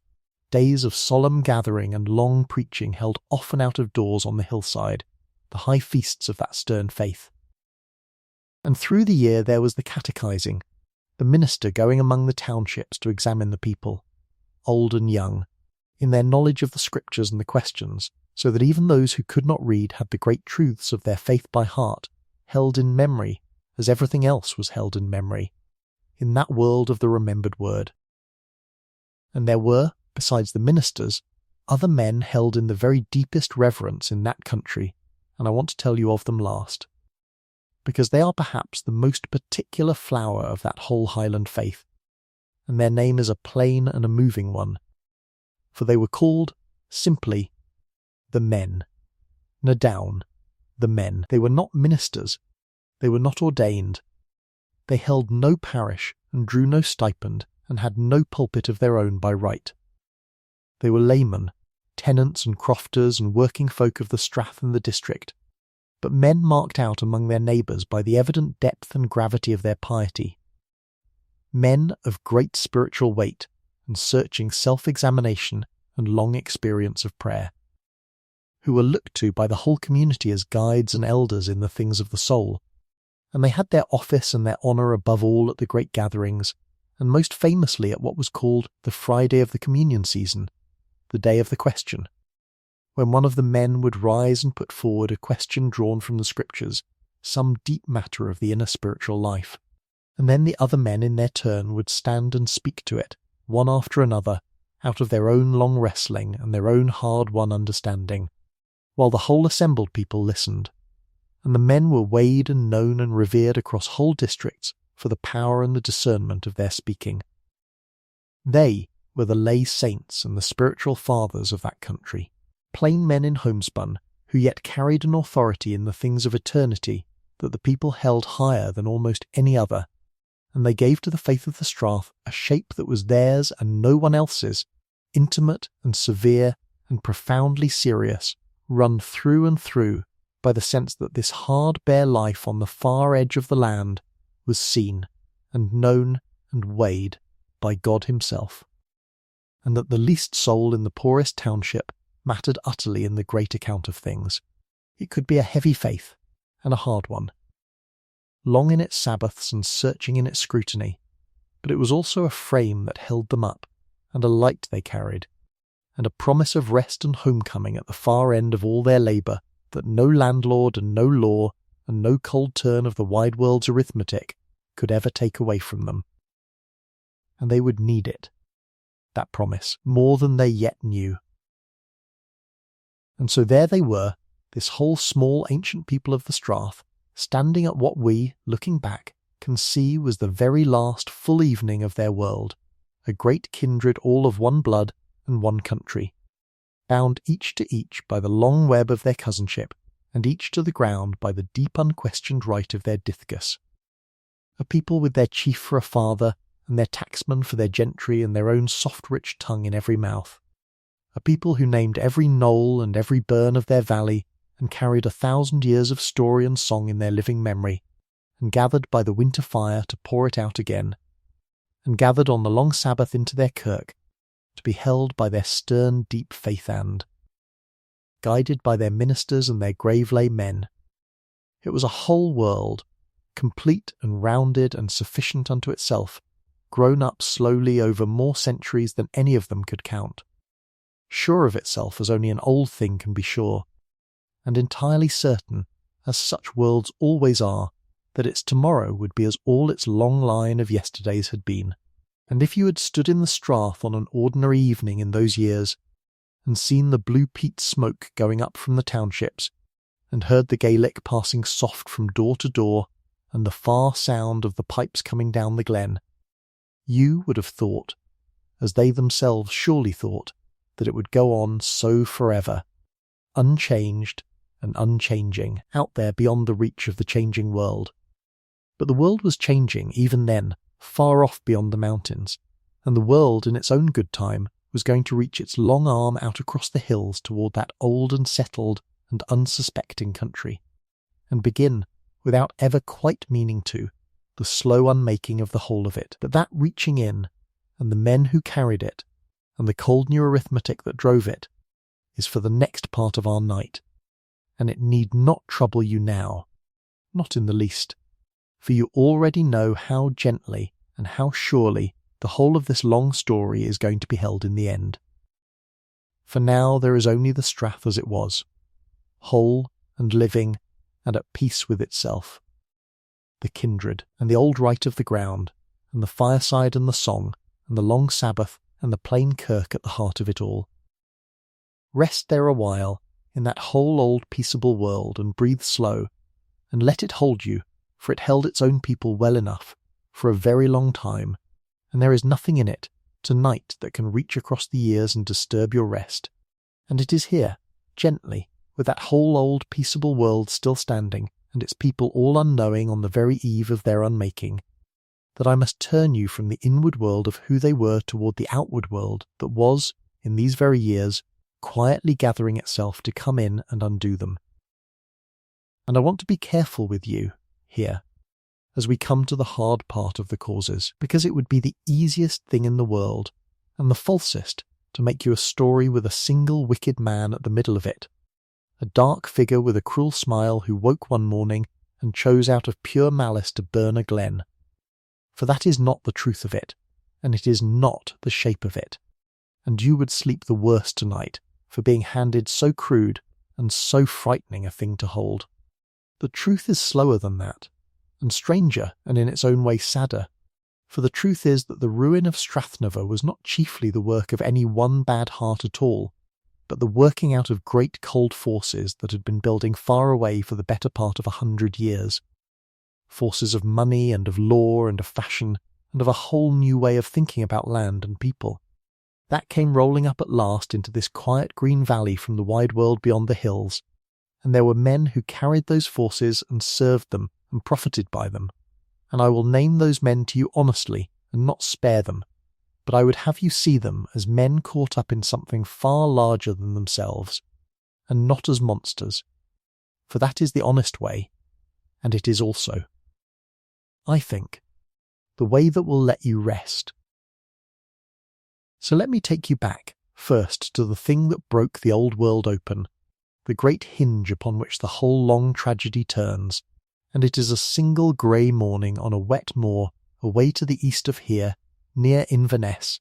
in the spring of the year 1746, on the 16th day of April. A place called Culloden. You will have heard the name, perhaps, and I will not keep you long upon the battle itself, for there is nothing in it for a gentle night, only rain and grape-shot, and a brave doomed charge broken in less than an hour. It is enough for you to know that on that moor the last great rising of the Highland clans, gathered under the young Prince Charles Edward Stuart, was smashed utterly and finally by the guns of the government army, and that with it, though no one quite knew it yet, the whole old Highland world received its death wound. For what came after the battle was worse and longer than the battle, and it was meant to be, the government in London, badly frightened by how near the clans had come, set itself deliberately and coldly to break the clan system for ever, so that it could never rise again, and it went about that breaking with a thoroughness that reached at last into every glen in the north. The carrying of weapons was forbidden, the wearing of the tartan and the very plaid was outlawed, the pipes were silenced, and, most quietly and most fatally of all, the old powers of the chiefs were struck away by law. The ancient right by which a chief had been a kind of father and judge and king in little over his own people was abolished, and the chief was made, by a stroke of the pen in a far-off parliament, into something he had never quite been before. A landlord, and only a landlord, a man who owned so many thousand acres of ground, and no longer commanded the hearts and the swords of the men who lived upon it. And that, though it sounds so dry, is the root of everything, and I want you to hold it softly, and let it sink in, for it is the thing that changed all the rest. In the old world, the old Duthchus world I told you of, the world of the sacred hereditary right, the bond between the chief and his people had run both ways. The people owed the chief their loyalty and their rents and their fighting men, yes, but the chief owed the people something in return, and it was a real thing and a deep thing, and it was this: protection. The chief's greatness was reckoned not in money, but in men, in the number of souls who followed him and looked to him, and it was his plain duty and his pride to keep them on the land, to shelter them in the hard years, to be the roof over the whole wide family of his clan. A chief with empty glens was a poor chief, whatever his rent roll said, and a chief with full ones was a great man, though he never saw a gold coin from one year's end to the next. But now the swords were forbidden, and the fighting men were worth nothing,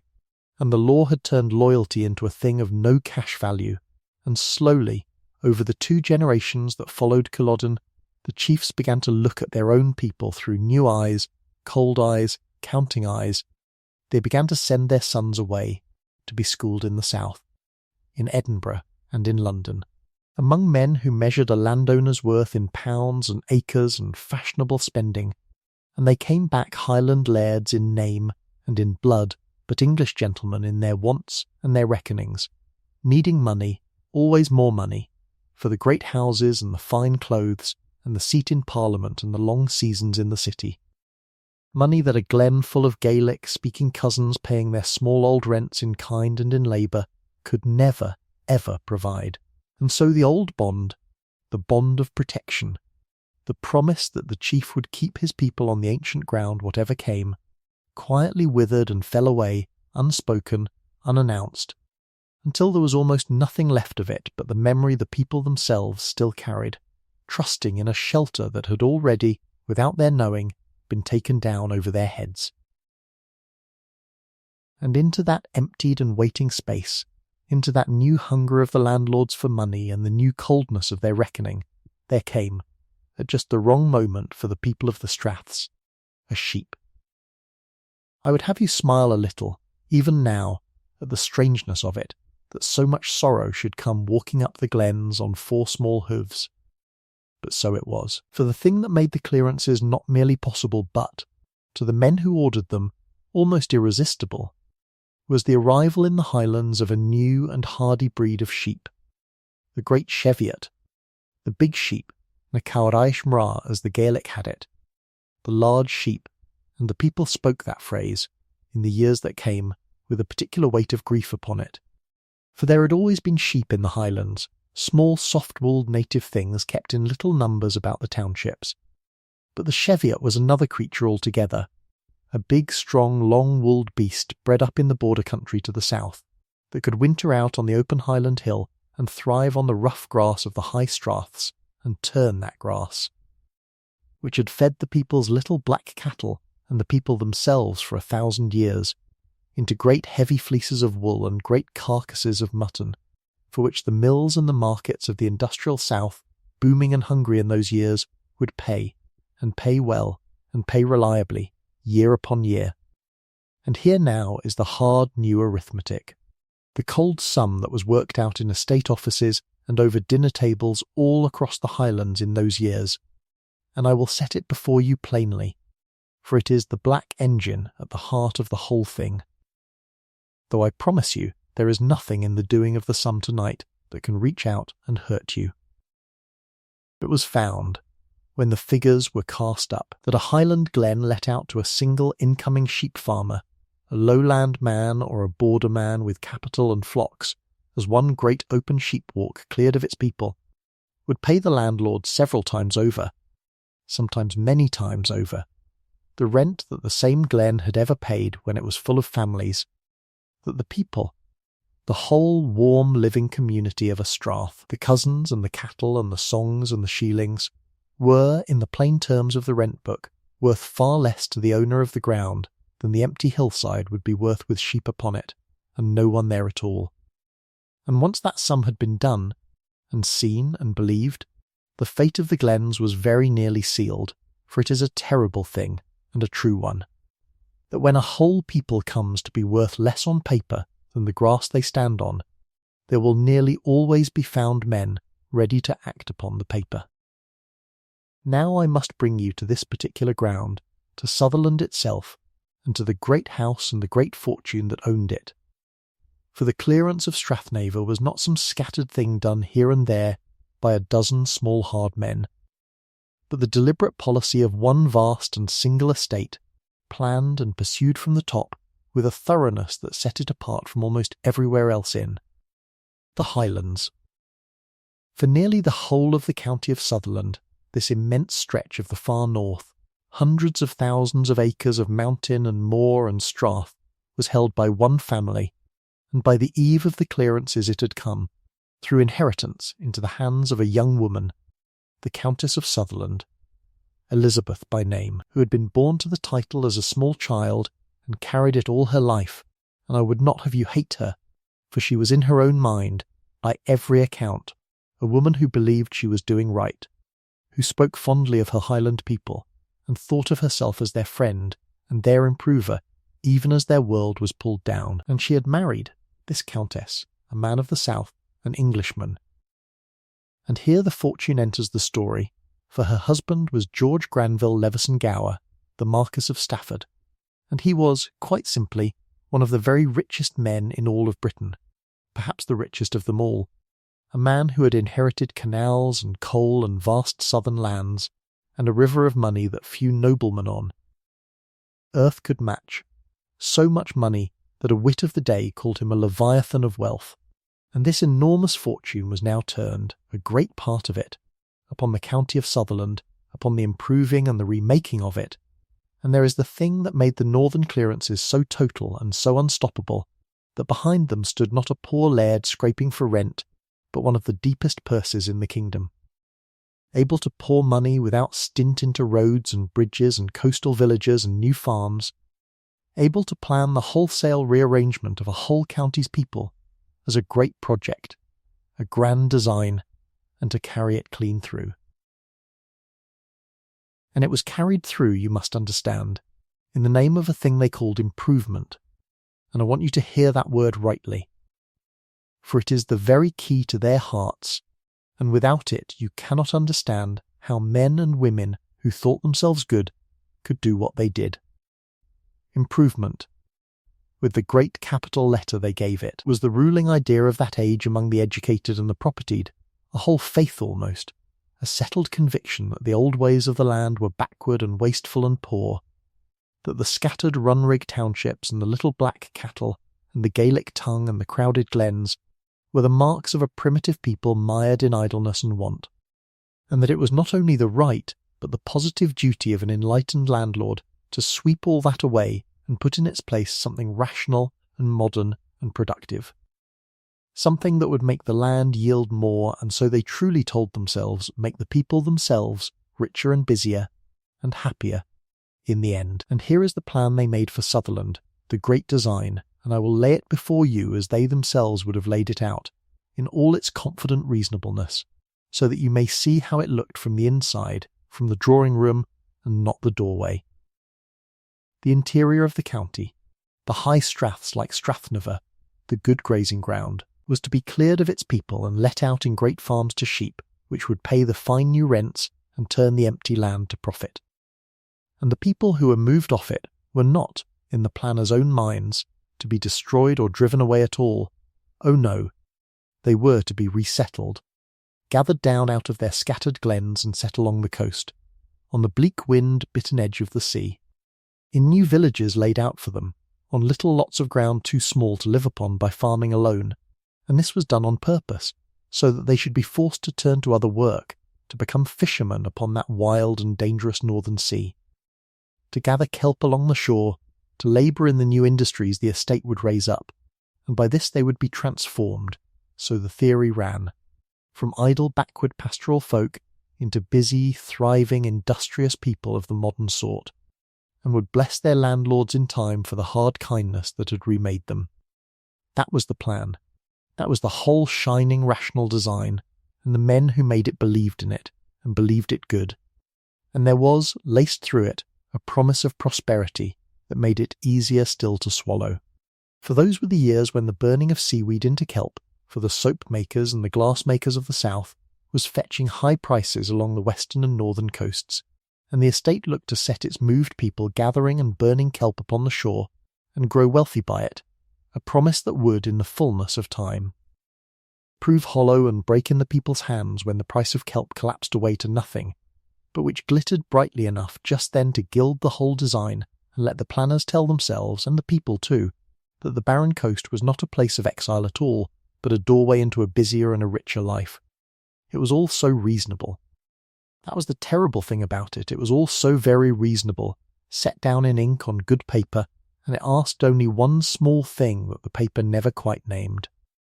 which was that an ancient people should be lifted whole out of the only ground they had ever known and set down among strangers on the edge of a cold sea,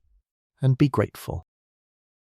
And it fell, this design, to be carried out by agents, by men on the ground, hired to do the actual moving of the people and the actual letting of the land, and I must now give you their two names, for they are the names that history has fastened upon, and rightly, though I will ask you again to see them as men, and not as devils. The estate brought in, to manage the great work of improvement, two incomers from the south, from the low country and the farming country, men who knew nothing of the Gaelic and cared nothing for the old Dutchers, and looked upon the people of the Straths very much as an obstacle to be cleared, with efficiency, off ground that could be better used. The first was William Young, a Moray man, a farmer and improver of some skill, who came in as the chief commissioner of the estate, the manager of the whole design, an energetic believer in the new methods, and the second, under him, as the factor, the ground agent, the man whose particular business was the straths and the removals and the letting, was a lawyer, a hard, clever, ambitious man named Patrick Seller.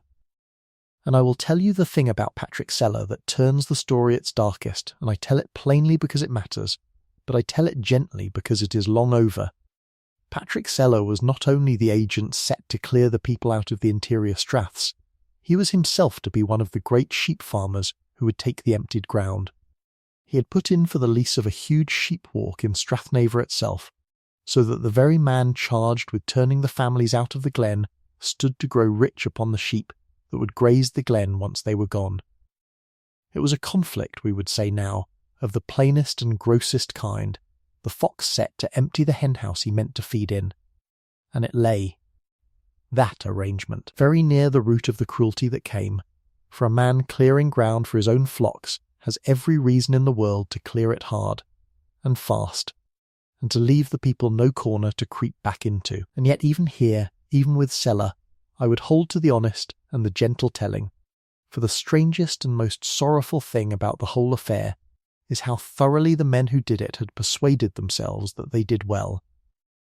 They did not, in their own accounting, think of themselves as cruel. They thought of themselves as reasonable men, doing a necessary and even a merciful work, dragging a poor benighted people up out of squalor whether the people would or no. Sellar wrote of the folk of the straths with a cold contempt, as a race sunk in barbarism and sloth, almost as a kind of aborigines to be cleared aside for the advance of a higher civilization. The Countess herself spoke of her improvements with a warm complacency, sure that posterity would thank her. And all of them, the great and the small, the Leviathan of wealth in his London house and the hard factor riding up the strath, wrapped the whole business round in that comfortable word, improvement, and told themselves and one another that the tears of the people were the mere passing pain of a backward folk too ignorant to know their own good, and that in a generation or two the grandchildren of those they turned out would look back and give thanks. That is how it is done, nearly always, not with a cackle and a twirled moustache, but with a good conscience and a fine word and a firm belief that the sum has been correctly cast, and it is a far more frightening thing than plain wickedness, and a far sadder. And I set it before you, not to trouble your sleep, but so that you should know the truth of how such things come to pass in the world, quietly, and by the hands of men who go to church on Sunday. And so, in the years just before our story's hardest turning, all the pieces of it were laid quietly into place, and the whole great weight of the outside world came leaning at last against this one green valley in the far north. The old bond of protection was long dissolved, the chiefs had become landlords, and the landlord of Sutherland was a mind made up. The great Cheviot sheep were waiting on the borders of the county with their southern shepherds, ready to be poured up into the emptied straths. The cold arithmetic had been cast and believed. The grand design of coast and sheep walk was drawn out on the estate's own maps, and the agents, Young and Sellar, were in place, and eager, and one of them was to take the very Glen for his own flocks.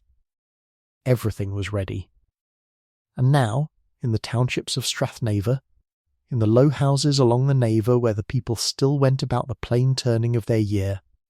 still cut the peat and drove the cattle to the shealing, and sang the old songs by the winter fire, all unknowing, or half-knowing, or knowing and not able to believe it. There began to come the first hard signs that the thing was truly upon them. Word ran up the strath, in the Gaelic, from house to house, that the ground was let, that the sheep were coming, that the people were to go. And then it was no longer only word, for the officers came at last with the papers, the formal notices of removal, the summonses of eviction served upon the tenants of the townships. The law's cold command that they were to quit the houses of their fathers and the ground of their ancestors by a set day, and take themselves down to the lots by the sea, or elsewhere, or nowhere, as they could. The notices were served. The day was named. And a great trouble gathered itself over the whole strath, a fear and a grief and a disbelief and, here and there, a flicker of defiance, all of it swelling and thickening like the still heavy air before a summer storm, when the light goes strange and the birds fall silent, and every living thing waits for the first crack of it to come. But it had not come yet. Hold there with me, tonight, on that trembling edge, for that is where I mean to leave you until the next of our nights together. On the eve, on the very brink, with the notices served and the sheep waiting, and the whole valley holding its breath, but with the fires not yet lit,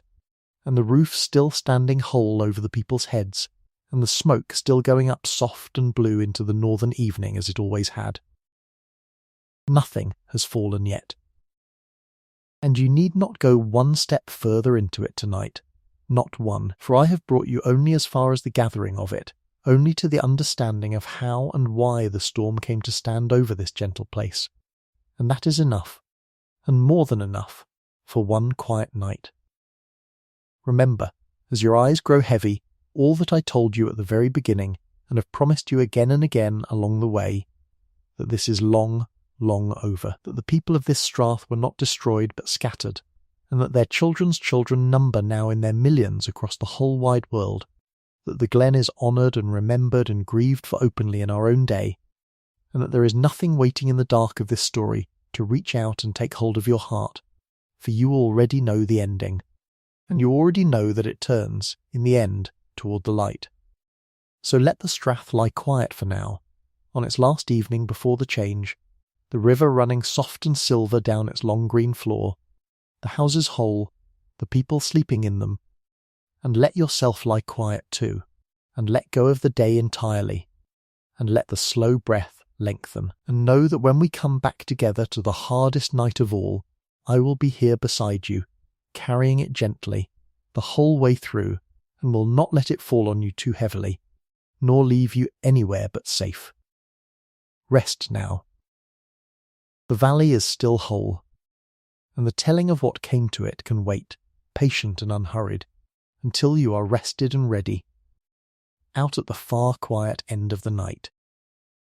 And so the notices were served, and the trouble that had been gathering over the strath for so long, like weather building along the tops of the far hills, came at last down into the valley and fell. And here, tonight, is the hardest part of our story. The part I have been telling you was coming, gently and more than once, all the long way from the beginning, so that now that we have reached it you might come to it already knowing its shape, and never once be taken unawares. I am going to stay very close beside you through this part. I am going to tell it to you plainly, because these were real people, and it was a real wrong done to them, and to soften it away into a pretty haze would be to fail them, but I am going to tell it to you gently as well, low and slow and steady, with nothing sudden in it, and nothing that will reach out of the dark to seize your heart. For I gave you my promise at the very start of the night, and I mean to keep it now most of all. Here, where the keeping of it matters more than anywhere else. So let your breath stay long and easy. Let your shoulders stay down. Remember, before we begin, the thing you already know, the ending I laid in your hands hours ago, and that you may hold now like a warm stone through all of what follows,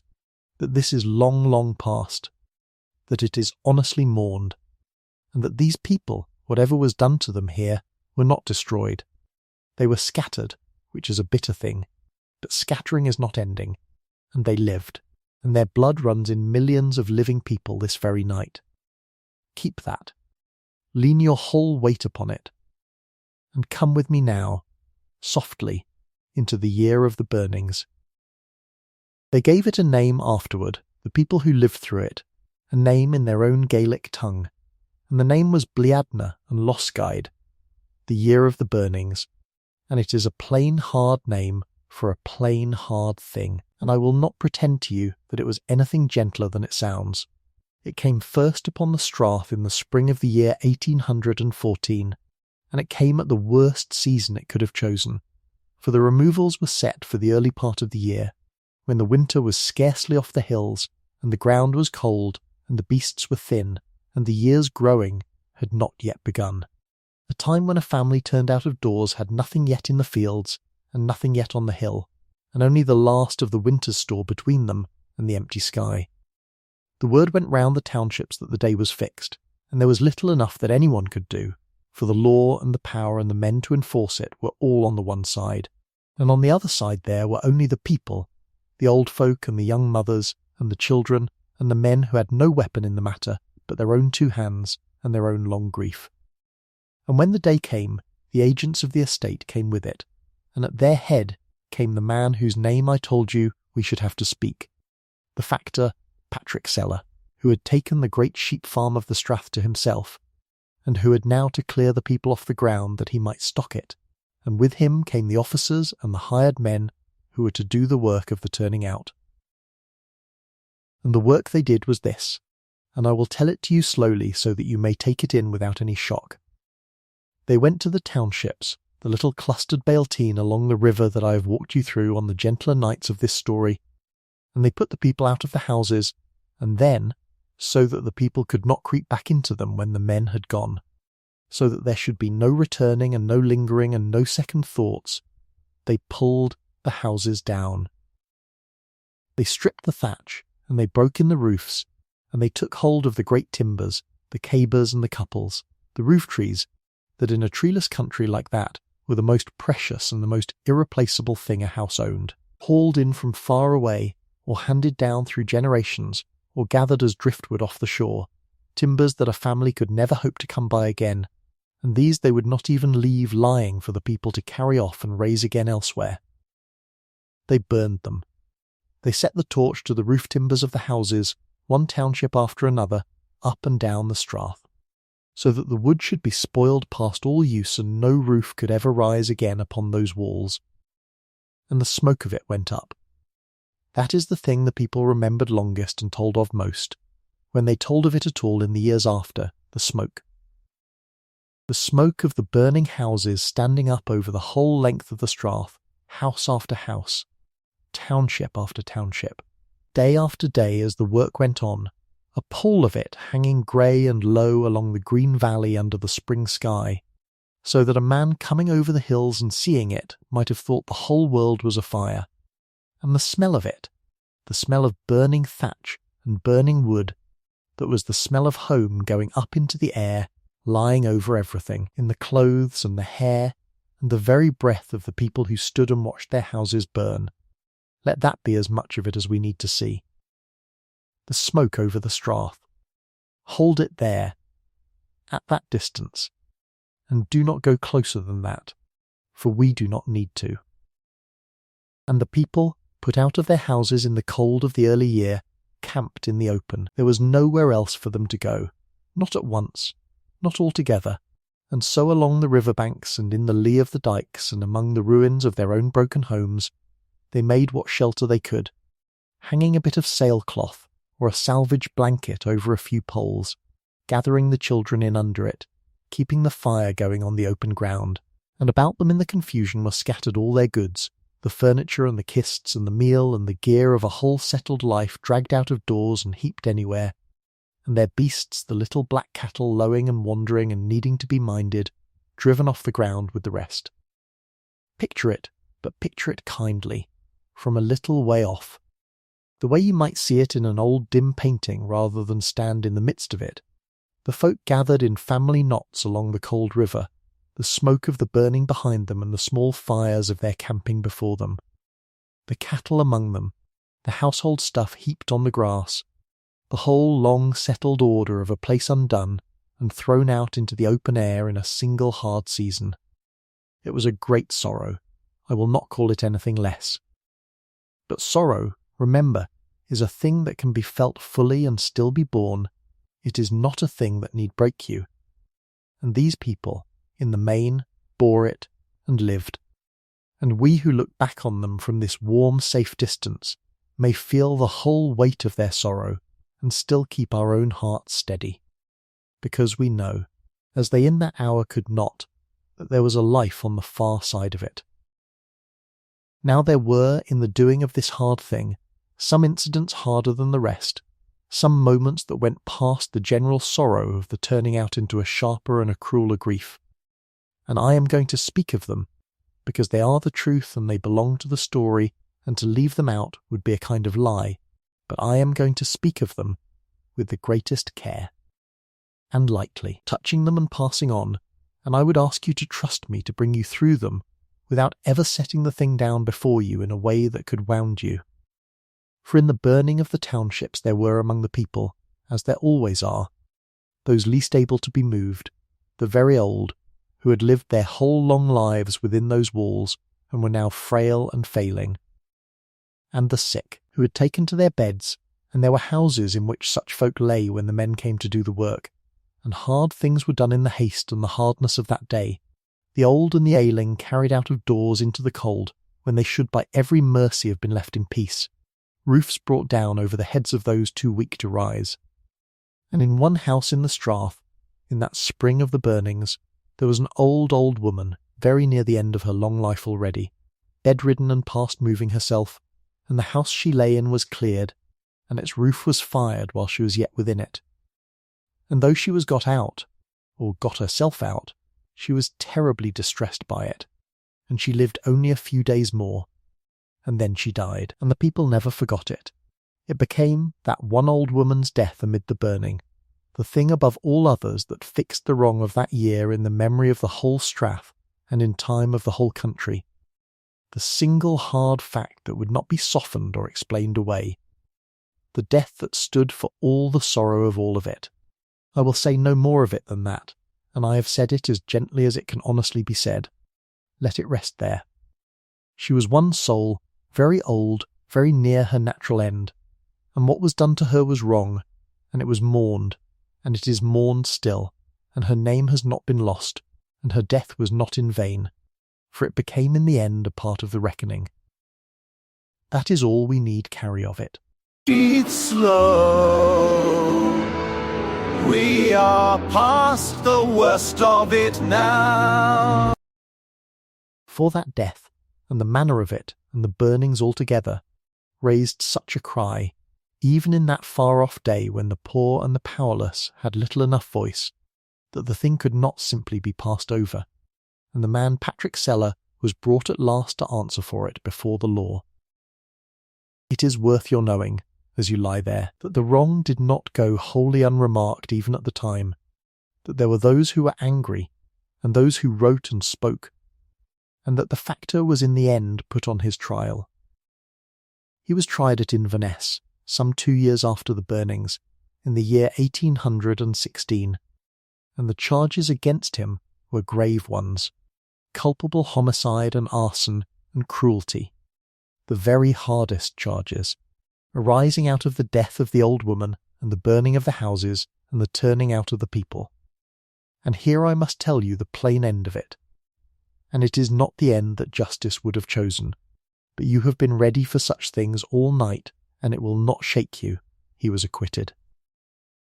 The court, in that day and in that country, where the men who sat in judgment, and the men who owned the land, and the men who made the law, were very often the same sort of men with the same sort of interests, heard the case and let him go, cleared him of all of it, and he walked out of that courtroom, a free man, and went back to his sheep.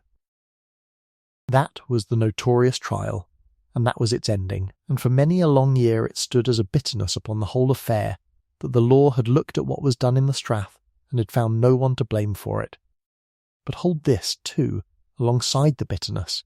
for it is also true that the acquittal was not the last word, though it seemed so then.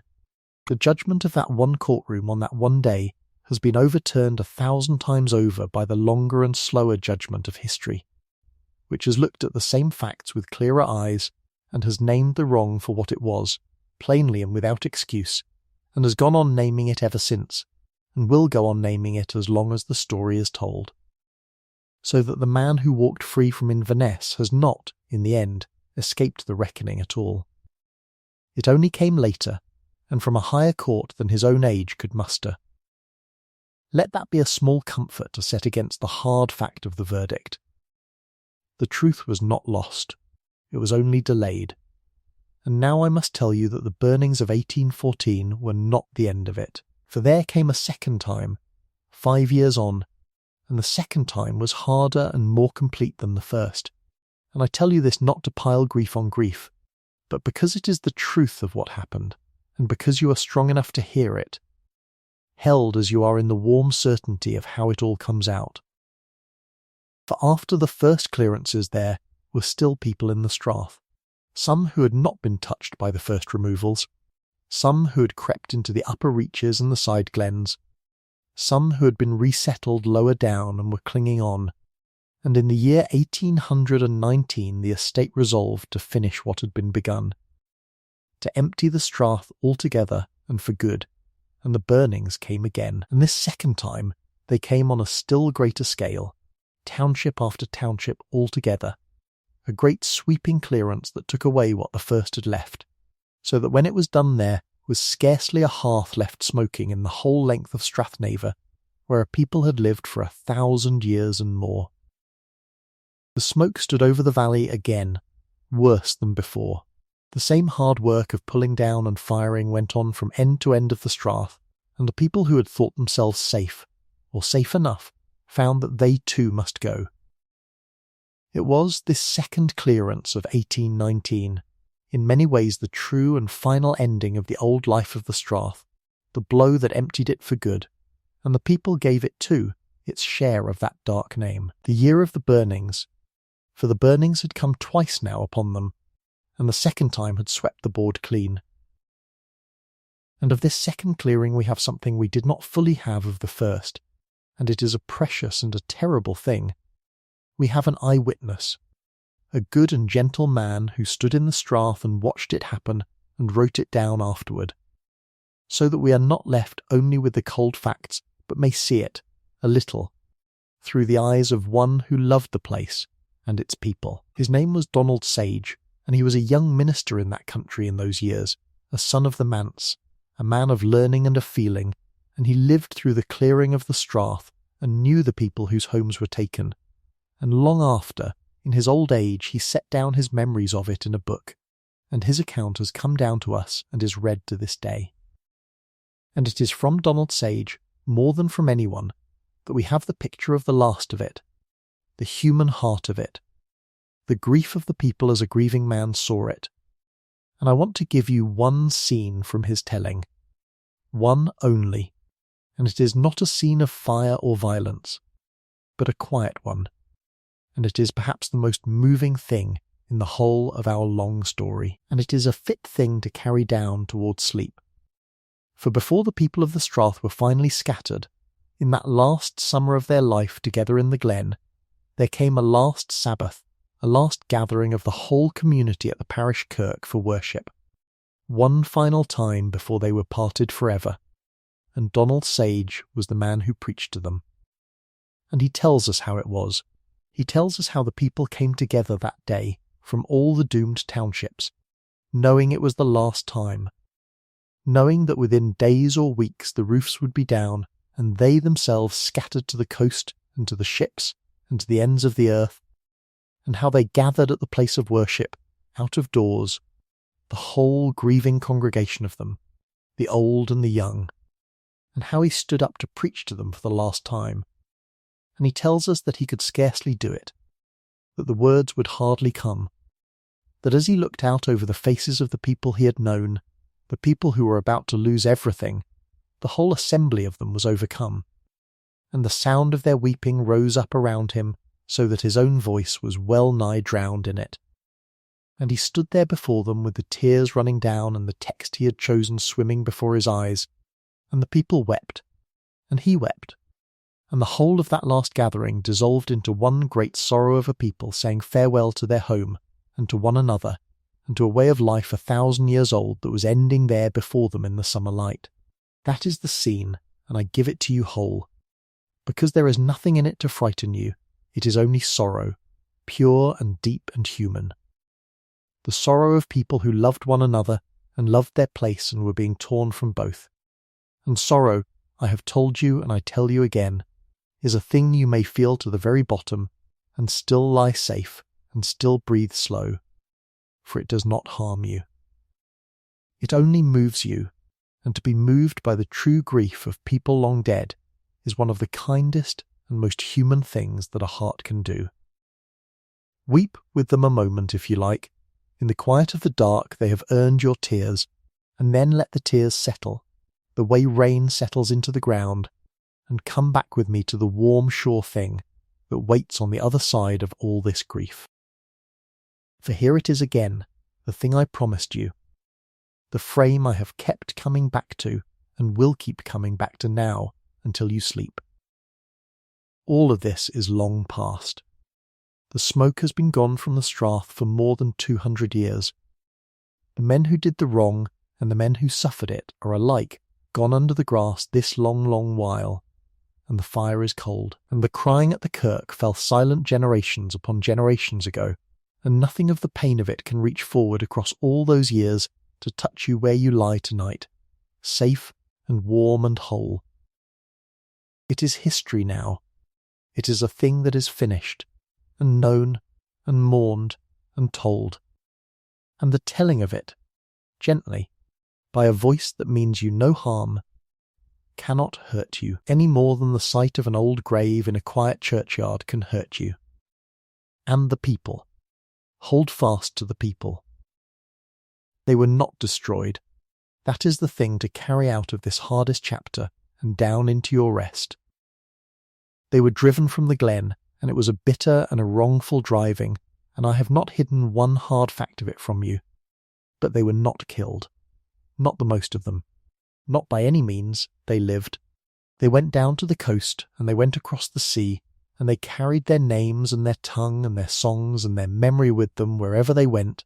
and they took root again in 100 new places, and they had children, and their children had children, and the line of them runs down unbroken through all the years between to living men and women this very night, in this very country, and in far countries, across the whole wide world, who carry the blood of the people of Strathnaver in their veins, and the story of the Strath in their keeping. The burnings emptied the Glen. They did not end the people. The people went on. Say that over to yourself as you drift. The people went on. And so we have come through it, you and I, through the very hardest part of the whole night, and we have come through it gently. And here we are, safe on the other side, with the worst of the story told and behind us, and nothing so hard as that left ahead. You have been very brave to come this far with me into the smoke and the sorrow, and there was courage in it, the small quiet courage of being willing to look at a true and painful thing and not turn away, and now that willingness is rewarded, for from here the story turns, slowly, away from the fire. In the part of the night that is still to come I will follow the people out of the emptied Glen and along the roads of their long scattering, down to the hard coast, and out onto the wide sea. And I will show you how, far from the ashes of Strathnaver, in Nova Scotia and Canada and the great new lands beyond the ocean, these very people and their children built whole new lives and whole new communities, and kept the memory of the Strath alive across half the world, and it is a story with real sweetness in it. For all its ache, the story of a people who were scattered and did not scatter into nothing, but gathered themselves again on distant shores and endured. But that is for later. That is for whenever you are ready, and you need not be ready yet, and you need not stay awake for it, for I will be here, and it will keep. For now there is nothing more you must do, and nothing more you must hear, and nothing at all left in this night that is hard. The smoke has cleared from the Strath in your mind, let it clear. The crying at the kirk has fallen quiet, let it be quiet. Let the whole hard chapter close now, softly, the way a heavy door swings shut at last with a long low sound, and then silence, and let the silence be a kind one. You are not in the Strath in the year of the burnings. You are here, in your own warm place, in your own safe time, 200 years and more downstream of all that sorrow, holding it gently in your thoughts the way you might hold an old photograph of people you never knew but have come to care for, feeling the whole weight of their story and taking no wound from it at all. Let your breath go long again. Let your shoulders come down from wherever this hard telling may have drawn them up, down and a little further than that. The people went on. The Strath is quiet now, and green and honoured. The wrong has been named and named and named again, and goes on being named, so that no one who did it has escaped the truth, and no one who suffered it has been forgotten. And you tonight have carried the hardest part of their story on their behalf, kept it a little while in your own kind heart, and that is a gift to them, the small warm gift of being remembered. And having given it, you may set it down now and rest. Sleep, if the sleep will have you. There is nothing left in the dark to fear. We have already been through the darkest of it together, and come out the far side, and all that lies ahead now is the long gentle telling of how the people, scattered to the ends of the earth, lived. And so the smoke thinned at last, and the fires burned themselves down to cold black rings upon the ground, and the strath fell quiet. And I must go now with the people, as they went, out of the glen and down toward the sea, and follow them a little way into the long scattering that came after the fire. And I will say again, before we take a single step, the thing I have said to you all along and mean to keep saying, that you already hold the whole of the ending safe in your hands, that these were not people who were destroyed. Whatever was done to them, but people who were driven out and lived, and put down roots again in 100 far places, and whose blood runs today in more human hearts than could ever be gathered back into one glen. So that everything I am about to tell you, the hard coast, and the failed trade, and the hungry years, and the crowded ships, is a sorrow that has long since come out the other side into life, and you may look at all of it calmly, from this safe distance of years, the way you would look at old weather through a window, knowing the storm is long past, and cannot reach you where you lie. So come down with them then, out of the burnt strath, and toward the edge of the land. For this was the plan, you will remember, the whole cold arithmetic of it, that the people of the inland glens were not simply to be cast off and let go, but were to be moved, gathered up off the good green straths that the sheep now wanted, and set down again along the very rim of the country, on the bare coast, on the thin and stony and salt-bitten fringe of ground where no sheep farmer coveted. The land, and there made over into something new, into fishermen and kelp burners and crofters upon plots too small to live on, so that they might serve the estate in a new way while the sheep grew fat upon the old one. And so down they came, or many of them, the long weary miles down the course of the Naver toward the northern shore, carrying and dragging what little the burning had left them.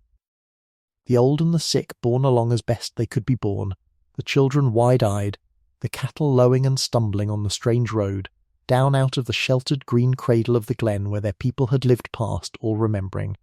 and out onto the open coast where the land simply stops, and the great cold grey plain of the northern ocean begins. And there, on that coast, new townships were laid out for them, raw and treeless and huddled against the wind, and I will name you one, for its name has a small, sad tenderness folded into it that you should hear.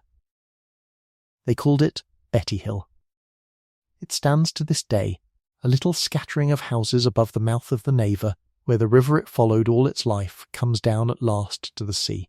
and it was made new in those years to take the cleared folk of Strathnaver, and the name it was given, Betty Hill, was given in honour of the very Countess of Sutherland whose estate had cleared them, Elizabeth Betty. So that the people turned out of their homes were resettled in a place that carried,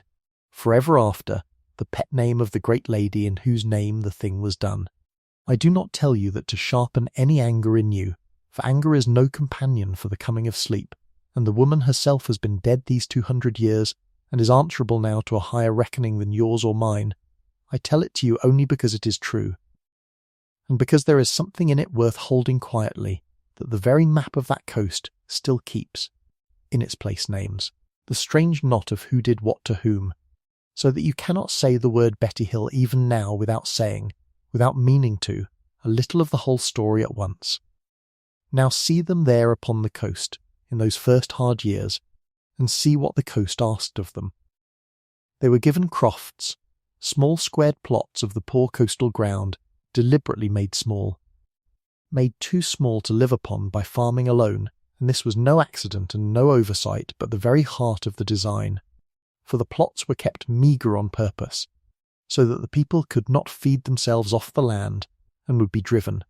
by plain hunger, down to the shore, out onto the sea, into the new work that the estate had planned for them. These were not sea people. Remember that softly, for it is the crux of the cruelty of it. These were folk of the inland strath, cattle people, people whose whole long knowledge was of grass and beast and river and shealing, of the turning of a Highland farming year, and now they were set down on the edge of one of the wildest and coldest and most dangerous seas in all the world, and told, in effect, to become fishermen, to launch small boats off an unsheltered shore into the grey Atlantic swell and wring their bread out of the deep. And the sea did not care that they were strangers to it. The sea off that north coast is a hard master to those born to it, and a killer to those who are not, and there were drownings, there were boats that went out in the bright of a morning and did not come back. There were widows made along that shore who had been the wives of hillmen a year before, and the thin stony ground above the tide gave grudgingly of its oats and its potatoes, salt burnt and wind flattened, and between the poor land and the perilous sea a body could work from dark to dark and still not be sure of the winter. And there was the kelp, and I must tell you of the kelp, for it was the great hope held out to them, and the great hollow promise, and its rise and its falling away is the whole shape of those years in little. Kelp is the seaweed, the long brown weed of the shore, and there had come, in the years around that time, a strange and sudden hunger in the wide world for the ash of it. For when the shore weed is gathered and dried and burned slow in shallow pits, it leaves behind a hard grey clinkered ash, rich in the salts that the makers of glass and of soap and of bleach in the great southern cities needed and could not easily get, and while the long wars with France dragged on across the water, and the cheaper stuff that had come from Spain was shut out by the fighting. The price of this Highland kelp ash climbed and climbed until, for a little while, it was reckoned a small fortune waiting on every rocky shore. And so the landlords all along the western and northern coasts looked at their new crowds of cleared and coastal people, and saw in them the hands to gather it, and the burning of kelp became, for a season, the thing that a coastcroft family did to find the rent and the meal. But hold in your mind, gently, what that work actually was, for it was among the hardest and the meanest labour that people of these islands ever did. Whole families waded out into the cold sea at the low tides to cut and haul the heavy sodden weed, arms and backs and legs in the freezing water for hour upon hour, dragging the great dripping loads up the shore, and then the long slow-reeking burn of it in the pits along the beach, the acrid smoke, the raking and the tending, the endless carrying, and for all of it, for that whole brutal round of labour that filled the summers and bent the backs of men and women and children alike. The people themselves saw almost nothing, for it was the landlord who owned the shore, and the landlord who sold the ashand, the landlord who took very nearly the whole of the price, doling back to the workers only the barest keep, only enough to hold them there upon the coast and at the work. It made great sums for a handful of proprietors in those high years, and it made the coast folk poorer, if anything, than before, for it tied them fast to a trade they did not own, and taught them to lean their whole living upon it. And then it ended. The wars ended over the water in that year that everyone remembers for other reasons, and the world settled back toward peace, and with the peace the cheap foreign barilla came flooding back into the ports, and the taxes that had shut it out were lifted away, and clever men in the south found new ways to make the same salts out of common things in factories, more cheaply than any wet and weary family could ever burn them out of weed on a cold shore. And the price of kelp, that had climbed so dizzily, fell and went on falling, until within a few short years it was worth almost nothing at all, and the whole trade that a coast had been made to depend upon simply collapsed, quietly, the way a wave draws back off the sand and leaves it bare. And there were the people, left stranded upon it. They had been moved from the good land to the poor coast for the sake of the kelp, and now the kelp was gone, and the good land was under sheep and closed to them forever, and they were marooned on plots too small to feed them with a trade that had died under their hands, poorer than their fathers had been in the green Glen, with nothing much left to lean upon at all. And then, as if that were not enough for one small people to bear, there came the hunger, and I will tell you of it softly, and not dwell in it, for it is a dark stretch of the road and we are only passing through it toward the light. For the coast folk, like the cotters and crofters all across the Highlands and the islands in those years, had come to lean their very lives upon the one crop that the poorest ground would still yield in plenty, The potato, it grew where the oats would not. It fed a family off a small dug patch, and by then a great many of these hard-pressed people ate little else through the long half of the year. And in the middle of that century there came out of nowhere, blown in on the damp air, a blight, a sickness of the potato, that turned the green plants black in the fields in a single week, and rotted the tubers to a stinking slime in the very ground and in the pits where they were stored, and it came not once, but year upon year. And the one food the people had was taken from them at a stroke. There was real hunger in the Highlands in those years, real destitution. Families living on shellfish gathered off the rocks and on what meal the relief could bring, the old and the little ones failing, and though it never fell here quite so murderously as it fell across the water in Ireland in the very same years, still it was famine, honest famine, in the glens and along the coasts of Scotland, and it fell hardest of all upon exactly these people, the cleared and the crowded and the coastal,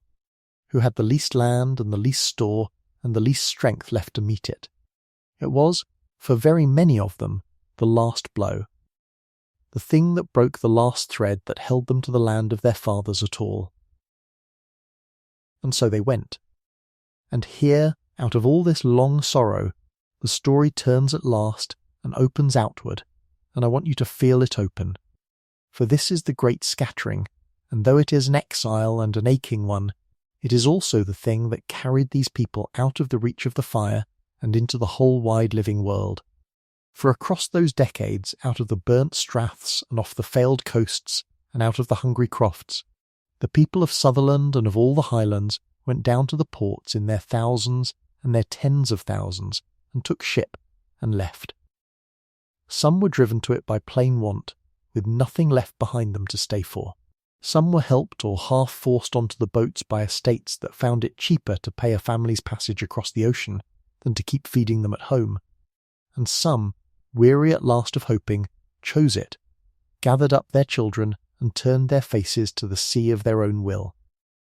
Because a hard new country far away had begun to seem a kinder place than the hard old country that no longer had any room for them. And down to the quays they came, with their bundles and their kists, their small wooden chests holding all that a life could be pared down to, a Bible, a few tools, a little clothing, a handful of earth, some of them taken up from the old ground to be carried across the world, and they stood on the stone piers of the northern ports and looked their last upon the hills of home, and went up the gangway onto the crowded ships, and the ships carried them out across the whole turning world.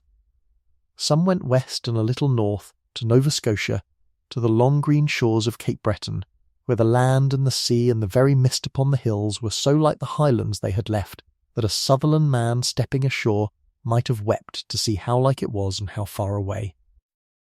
And there they settled thick, glen after glen of them, and the old tongue went with them, so that Gaelic came to be spoken across the water in Cape Breton as commonly as ever it was at home, in the churches and the kitchens and the fields, and lingered there, in some corners, longer even than it lingered in the glens it came from. Some went to Upper Canada, to the forests and the great river country of what is now Ontario, and cut farms for themselves out of the standing timber where no farm had ever been. Some had gone, in the older years, further south still, to the Carolinas, up the Cape Fear River into the pine country, where whole Highland settlements had taken root a generation and more before, so that the newcomers off the later ships found their own tongue already spoken on the far side of the ocean. And some went further than any of these, right round the curve of the earth to the very underside of the world, to Australia, to New Zealand, to shores as unlike the cold north as any place could be, hot and strange and blazing with unfamiliar light. And there too they made their farms and raised their churches, and gave the old Highland names to new hills, so that you may find to this day on the maps of countries that Strathnaver folk could scarcely have imagined, the names and the surnames and the very Gaelic music of the glen they were driven from. But oh, the getting there!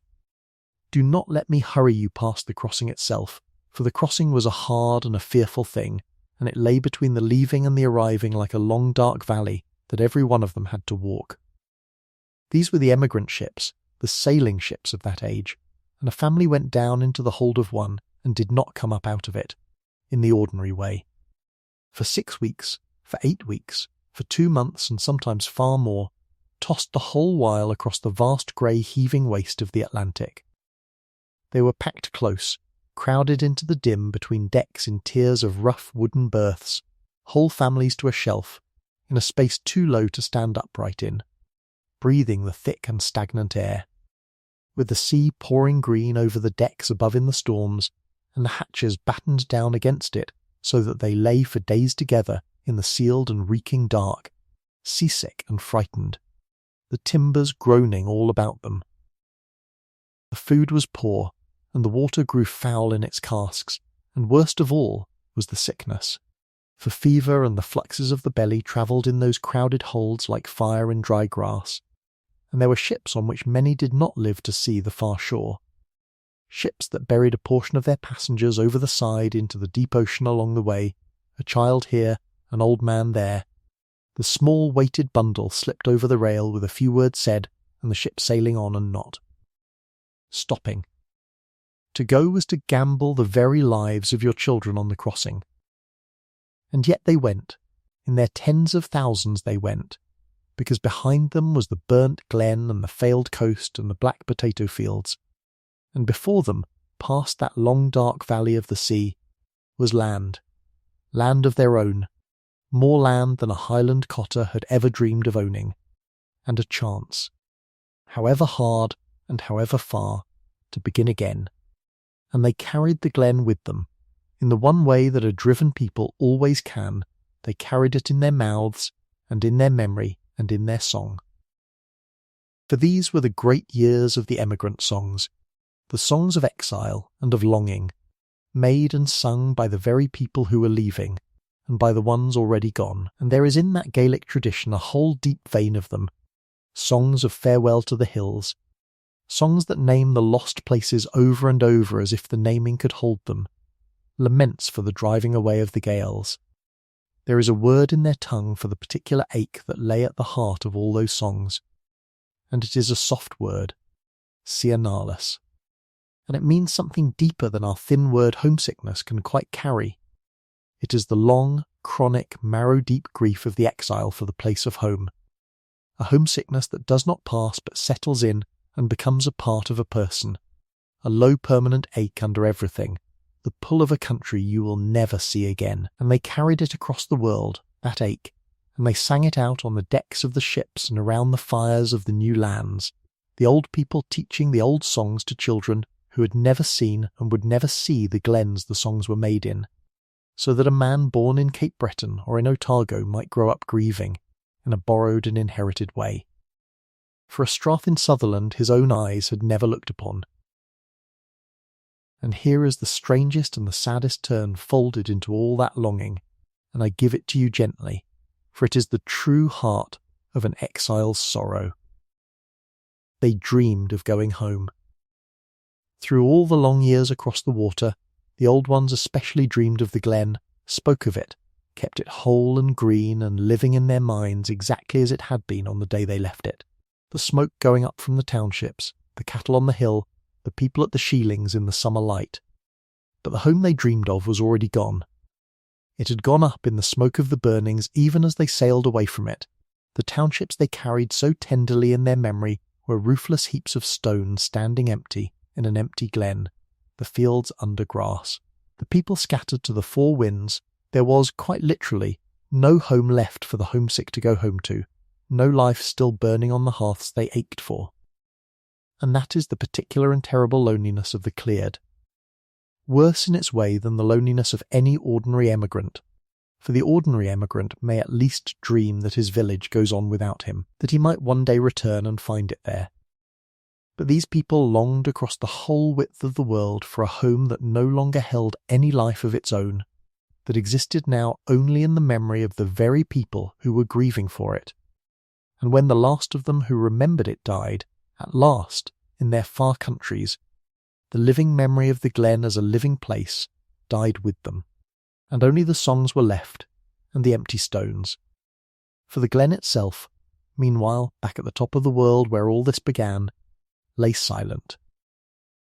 And I will close this part of our night by carrying you back to it one more time to see what became of the emptied strath in the long years after the people were gone from it, so that you may hold the whole shape of the leaving in your mind before you sleep. First it was the sheep, of course, the great white Cheviots for whose sake the whole thing had been done, spreading up the cleared straths in their tens of thousands, tended by a shepherd or two where 100 families had lived,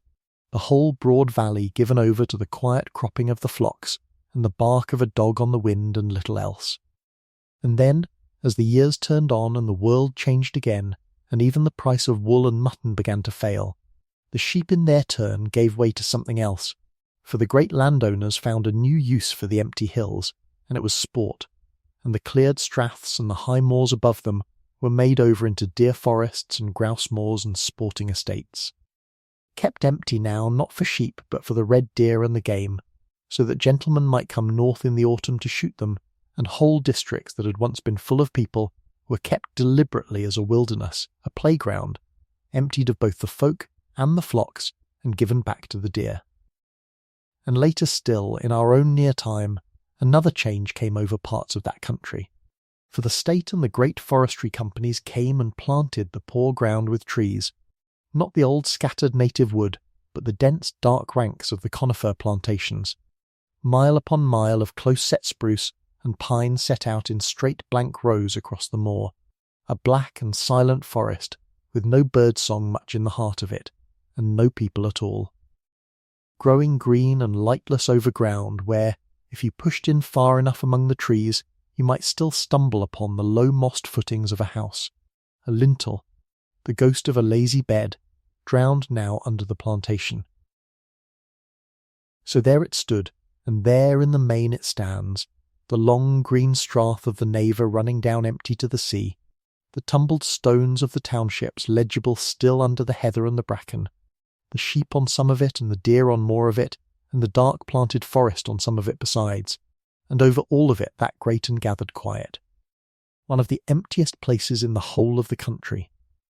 where once a whole warm world of people lived and worked and sang,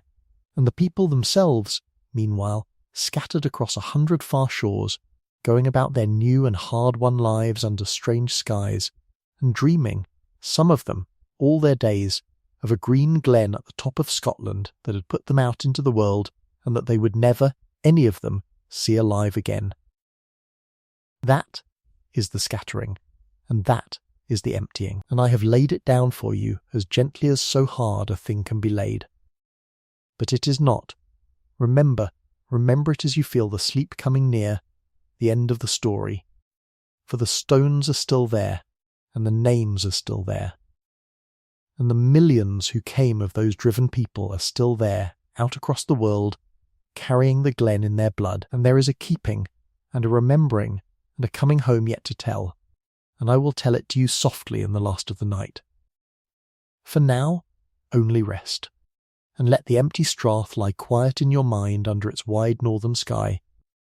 and let the ships sail out over the calm dark water of your thoughts, carrying their people safely away toward the morning.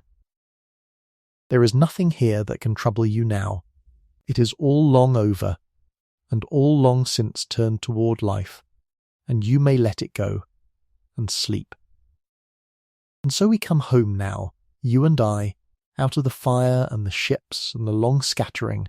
home at last to the strath as it stands tonight, in our own time, under our own quiet sky. And I want you to feel this turning as a coming home, and not as an ending, for we have travelled a long way together through the dark of this night, back through 200 years and more, down into the smoke and the grief of the burnings, and out across the wide grey ocean after the people who were driven from here. And now, gently, we are going to walk back up the Glen one last time, in the present day, in the soft light of our own morning, and see how it is kept. Let your breath go long and easy again, the way it has learned to go across these long hours. Let your shoulders come down once more, a little further even than before, for the hardest of the story is behind us now and safely told, and all that is left ahead of you is the kind part, the mending part, the part I have been promising you the whole night through and have kept for the very last, so that you might carry it down into your sleep and rest upon it. We are nearly at the end, and the end is good. So come up the Strathnaver with me now, along the winding single road that follows the river down from the high moor to the northern sea, and let me show you the Glen as it truly is tonight, not as it was in the burning, and not as it was in the empty aching years that followed, but as it is now, in this age, when at last the world has turned round far enough to look back at what was done here, and to call it by its right name. The river is still there, of course. The Naver runs down its long green valley exactly as it always ran, clear and brown and quick over its stones, one of the great salmon rivers of all Scotland, and the salmon still come up it from the sea every year to their spawning, as they have come for 10,000 years, needing no one's leave, keeping their own ancient appointment with the gravel beds of the upper water. The hills still stand back on either side, long and low and heathered, purple in the late summer, russet in the autumn, patient in every weather. And the ruins are still there too, the tumbled footings of the townships, the low grass-grown lines of the old walls, the ghost ridges of the lazy beds still faintly legible under the heather where a whole people once dug and dunged and planted. They have not gone away, those stones, and they will not go away, and I would not have them go away, for they are the truest and most faithful monument the Glen possesses, the very shape of the vanished houses still written on the ground. But now, and this is the thing I have brought you all this way to see, now they are not merely abandoned. Now they are kept. Now they are read, and marked, and honoured, and understood. Let me take you first to Rosal, for of all the lost townships of Strathnaver it is Rosal that has been most tenderly recovered, and it is a gentle and a healing thing to stand there now. You will remember Rosal, that green shelf of good ground up on the eastern side of the Strath, one of the finest and most populous of all the townships, that was cleared and burned and left to the sheep. For long years it lay as all the others lay, a scatter of nameless green mounds in the heather, its story known only to the few, its stones sinking slowly back into the moor. But in our own time the people who study such things came up to Rosal with their careful hands and their patient eyes, and they dug and they measured, and they read the ground like a book that had been closed for a century and a half, and slowly, gently,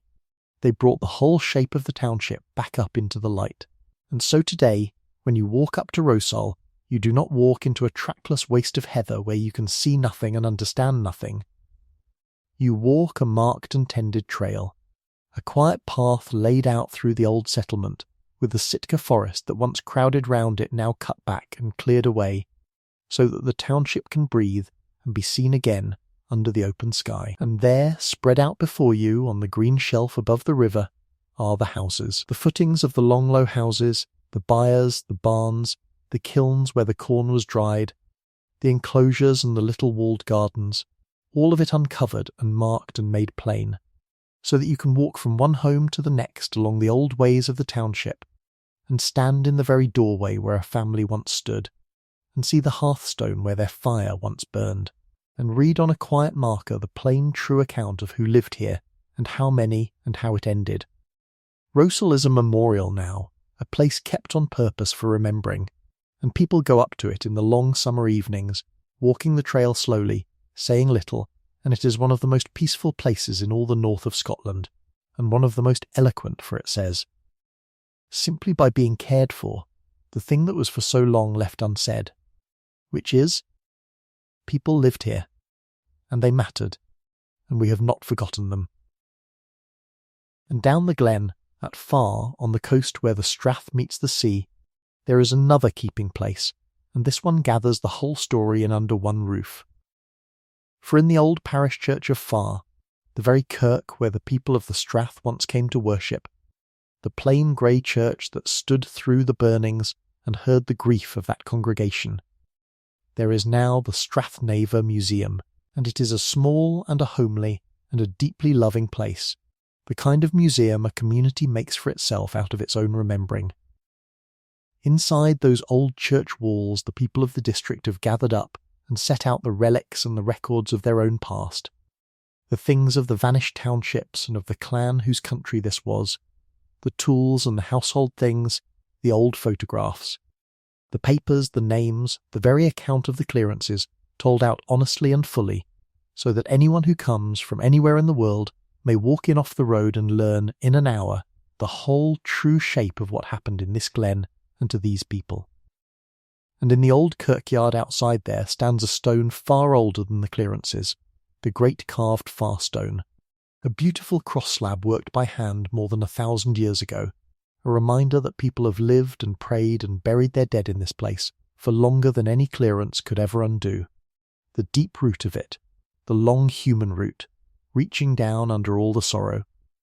That the story is told there, in that particular building, is a fitting and a moving thing, for the kirk was the one place the whole scattered township came together, and now it has become the place where the whole scattered township is remembered, the gathering house of the Glen restored to a gathering house once more, only now it gathers up the memory of them all. And there are the memorials, the raised stones and the standing figures that the later age has set up along this coast to say aloud what the earlier age tried to leave unsaid. Along the northern shore, where the cleared people were driven to make what living they could from the thin coastal ground and the dangerous sea, there stand now the monuments to the clearances, the plain carved stones that name the wrong and mourn the lost, set up by descendants and by communities who would not let it pass unmarked. And there is one above all that I would have you see in your mind as you lie there, for it is the tenderest of them all, the great bronze figure they call the emigrants, that stands on a hillside looking out over this northern country toward the sea. It is a statue of a family, a man and a woman and their children, the man gazing back over the glens they are leaving, the woman looking forward and away to the far land across the water, and the children between them, held between the going and the staying, between the lost home and the unknown one, and they stand there in the wind on the open hill, cast in dark metal, looking out forever over the land and the sea, so that no one who passes can fail to understand what was carried away from these straths, and who carried it, and at what cost. It is not an angry monument, that statue, it is a grieving one, and a dignified one, and it gives the emigrants back their faces and their family,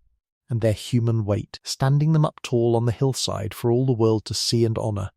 the very opposite of erasure. And people come to it, and stand near it, and look out the way it looks out, and think of their own people who went, and that too is a kind of homecoming. And around all of it, around the ruined townships and the marked trails and the little museum and the standing stones, lies the great wild land itself. And here is a wonder I want to give you softly before we go on. For the very emptiness that was made in sorrow has become, in our own time, a treasure of another kind. For this far north-eastern corner of Scotland, this vast rolling country of moor and bog and slow dark water that the Strath runs down through, is one of the last great wild places in all of Europe, and the world has come to understand at last what it is. They call it the flow country, this immense blanket of living peatland that stretches away for mile upon mile upon mile across the north, one of the largest expanses of blanket bog anywhere on the whole face of the earth, a place of pools and moss and cotton grass, of sphagnum laid down over 10,000 years, of a deep wet silence broken only by the wind and the birds. And it is beloved now, and guarded, and honoured among the most precious wild places in the world, cherished for the very things that once seemed only bleak, for its bogs that hold the rain and the years and lock away the carbon of 10,000 summers, for its rare birds that nest nowhere else so well, the divers calling on the lonely locans, the greenshank and the golden plover and the dunlin, the hen harrier tilting over the heather, and for the river, always the river. The clean, bright salmon river running down through the middle of it all. So the Strath is not a wasteland tonight, and it is not a ruin only, it is a living, breathing, treasured wilderness, wide and clean and full of wings, and the emptiness that grief made has been received, in the end, as a kind of gift, a great quiet ark of wild things, kept safe by the very solitude that was so bitterly made. There is a mercy in that, a slow and unlooked-for mercy, and I give it to you to rest upon, that even here, even out of this, the land has found a way to be loved again. But the land is only the half of it, and it is not the greater half. For the people were not destroyed. Remember, the people were scattered, and there is all the difference in the world between the two. And it is to the people that we must turn now, to the far end of the long scattering, to see the other and the greater mercy. For those crowded emigrant ships that we watched putting out from these shores, those hard months at sea, those Gaelic-speaking families set down on the far side of the world in Nova Scotia and Cape Breton, in the forests of Upper Canada, on the plains and in the hills of the Carolinas, in the far south of Australia and across the water in New Zealand, those people did not vanish when their ships dropped below the rim of the sea. They landed. They lived. They broke new ground and raised new houses, and buried their dead in new earth, and raised up children, and their children raised up children. And so it has gone on, down all the long generations between that day and this, until now, tonight, the descendants of the people who were cleared from these straths and these glens number not in the thousands and not in the hundreds of thousands, but in the millions, in the many millions, scattered across the whole wide world. There are more people of Highland blood living today in Canada alone than there are in all of the Scottish Highlands, and more again in the United States,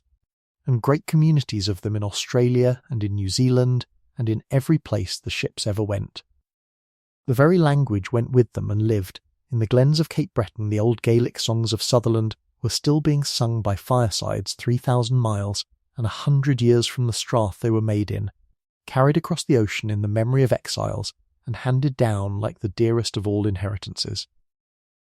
The people were sown, do you see, sown like seed across the whole earth, and though the sowing was done in grief and in anger and against their will, still the seed took, and grew, and multiplied, and flourished, until the blood of this one small emptied glen runs now in the veins of a multitude no man could count. And they remember. That is the thing that will warm you as you drift, the thing I most want to leave in your hands. They remember, and they come back. All across the world tonight there are people who know, because their grandmothers told them, and their grandmothers' grandmothers before that they came from Strathnaver, or from Kildonan, or from one of the lost straths of the north, who carry a Highland name and a Highland story and a Highland ache they cannot quite explain. And every year, from all those far countries, some of them come home. They come across the ocean their people crossed the other way, and they drive up the long single road into the strath, and they walk out over the heather to a roofless township, to a scatter of green mounds and tumbled stones above the river, and they stand there in the wind and the wide silence, in the very place their own blood was driven from, and they look for their name, and often enough they find it, on a marker, in the museum's records, in the old parish rolls, on a lichened stone in the kirkyard. The name they carry halfway round the world, set down here in the ground where it began. And there is a great deal of weeping done in these glens, by people who have travelled 5,000 miles to weep it. But it is a healing kind of weeping, the kind that closes a wound rather than opens it, the kind that says, I have come back, I have stood where you stood, I have found you. You are not lost. I have carried your name home. And there are the clan gatherings, the great glad gatherings where the scattered families of Mackay and of Sutherland and all the rest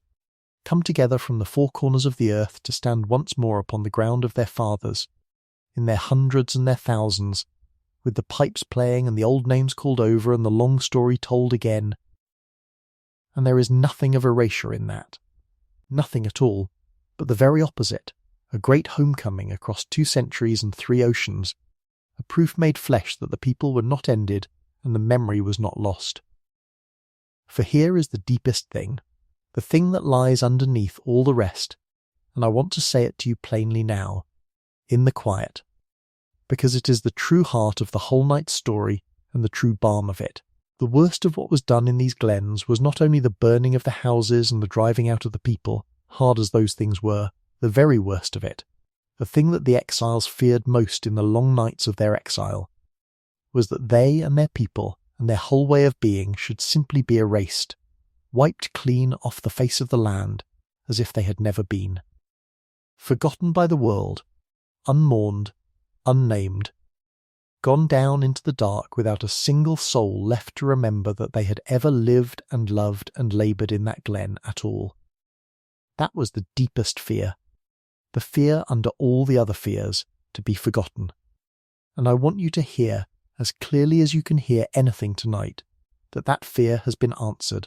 and answered fully, and answered forever. For the clearances are not hidden now. There was a time, and it lasted long, when they were passed over in silence, left out of the histories, spoken of only in whispers or not spoken of at all, as though the whole nation had agreed to look away from a shameful thing, but that time is over. Now the clearances are taught in the schools of Scotland. They are written in the books and set up on the monuments, and told out plainly in the museum at Far, and marked upon the ground at Rosal. They are mourned openly, and named openly, and called by their right and honest name, which is a wrong, a grievous wrong done to a defenceless people, no longer excused as progress,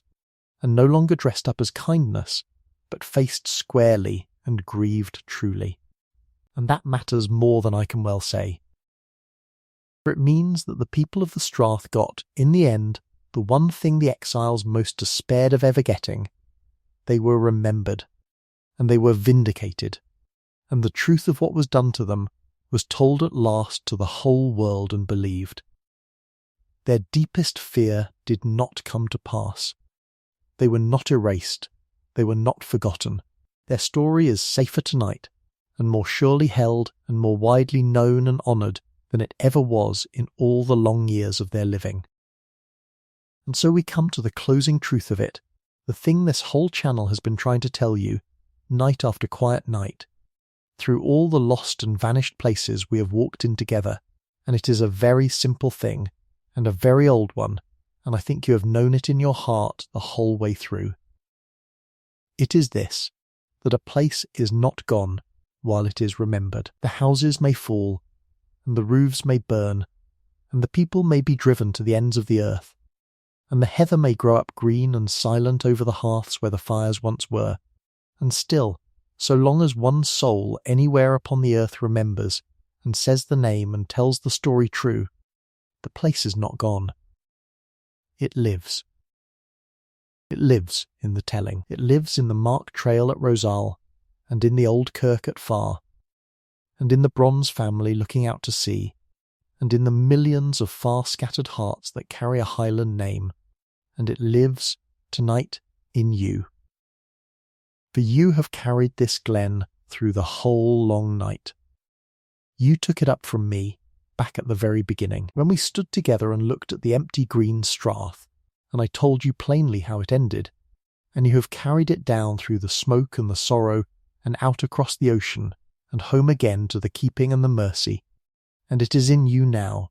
the strath and its people, safe in the quiet keeping of one more human heart, which is the only place any lost thing has ever truly been kept. You have done the very work the story most needed doing.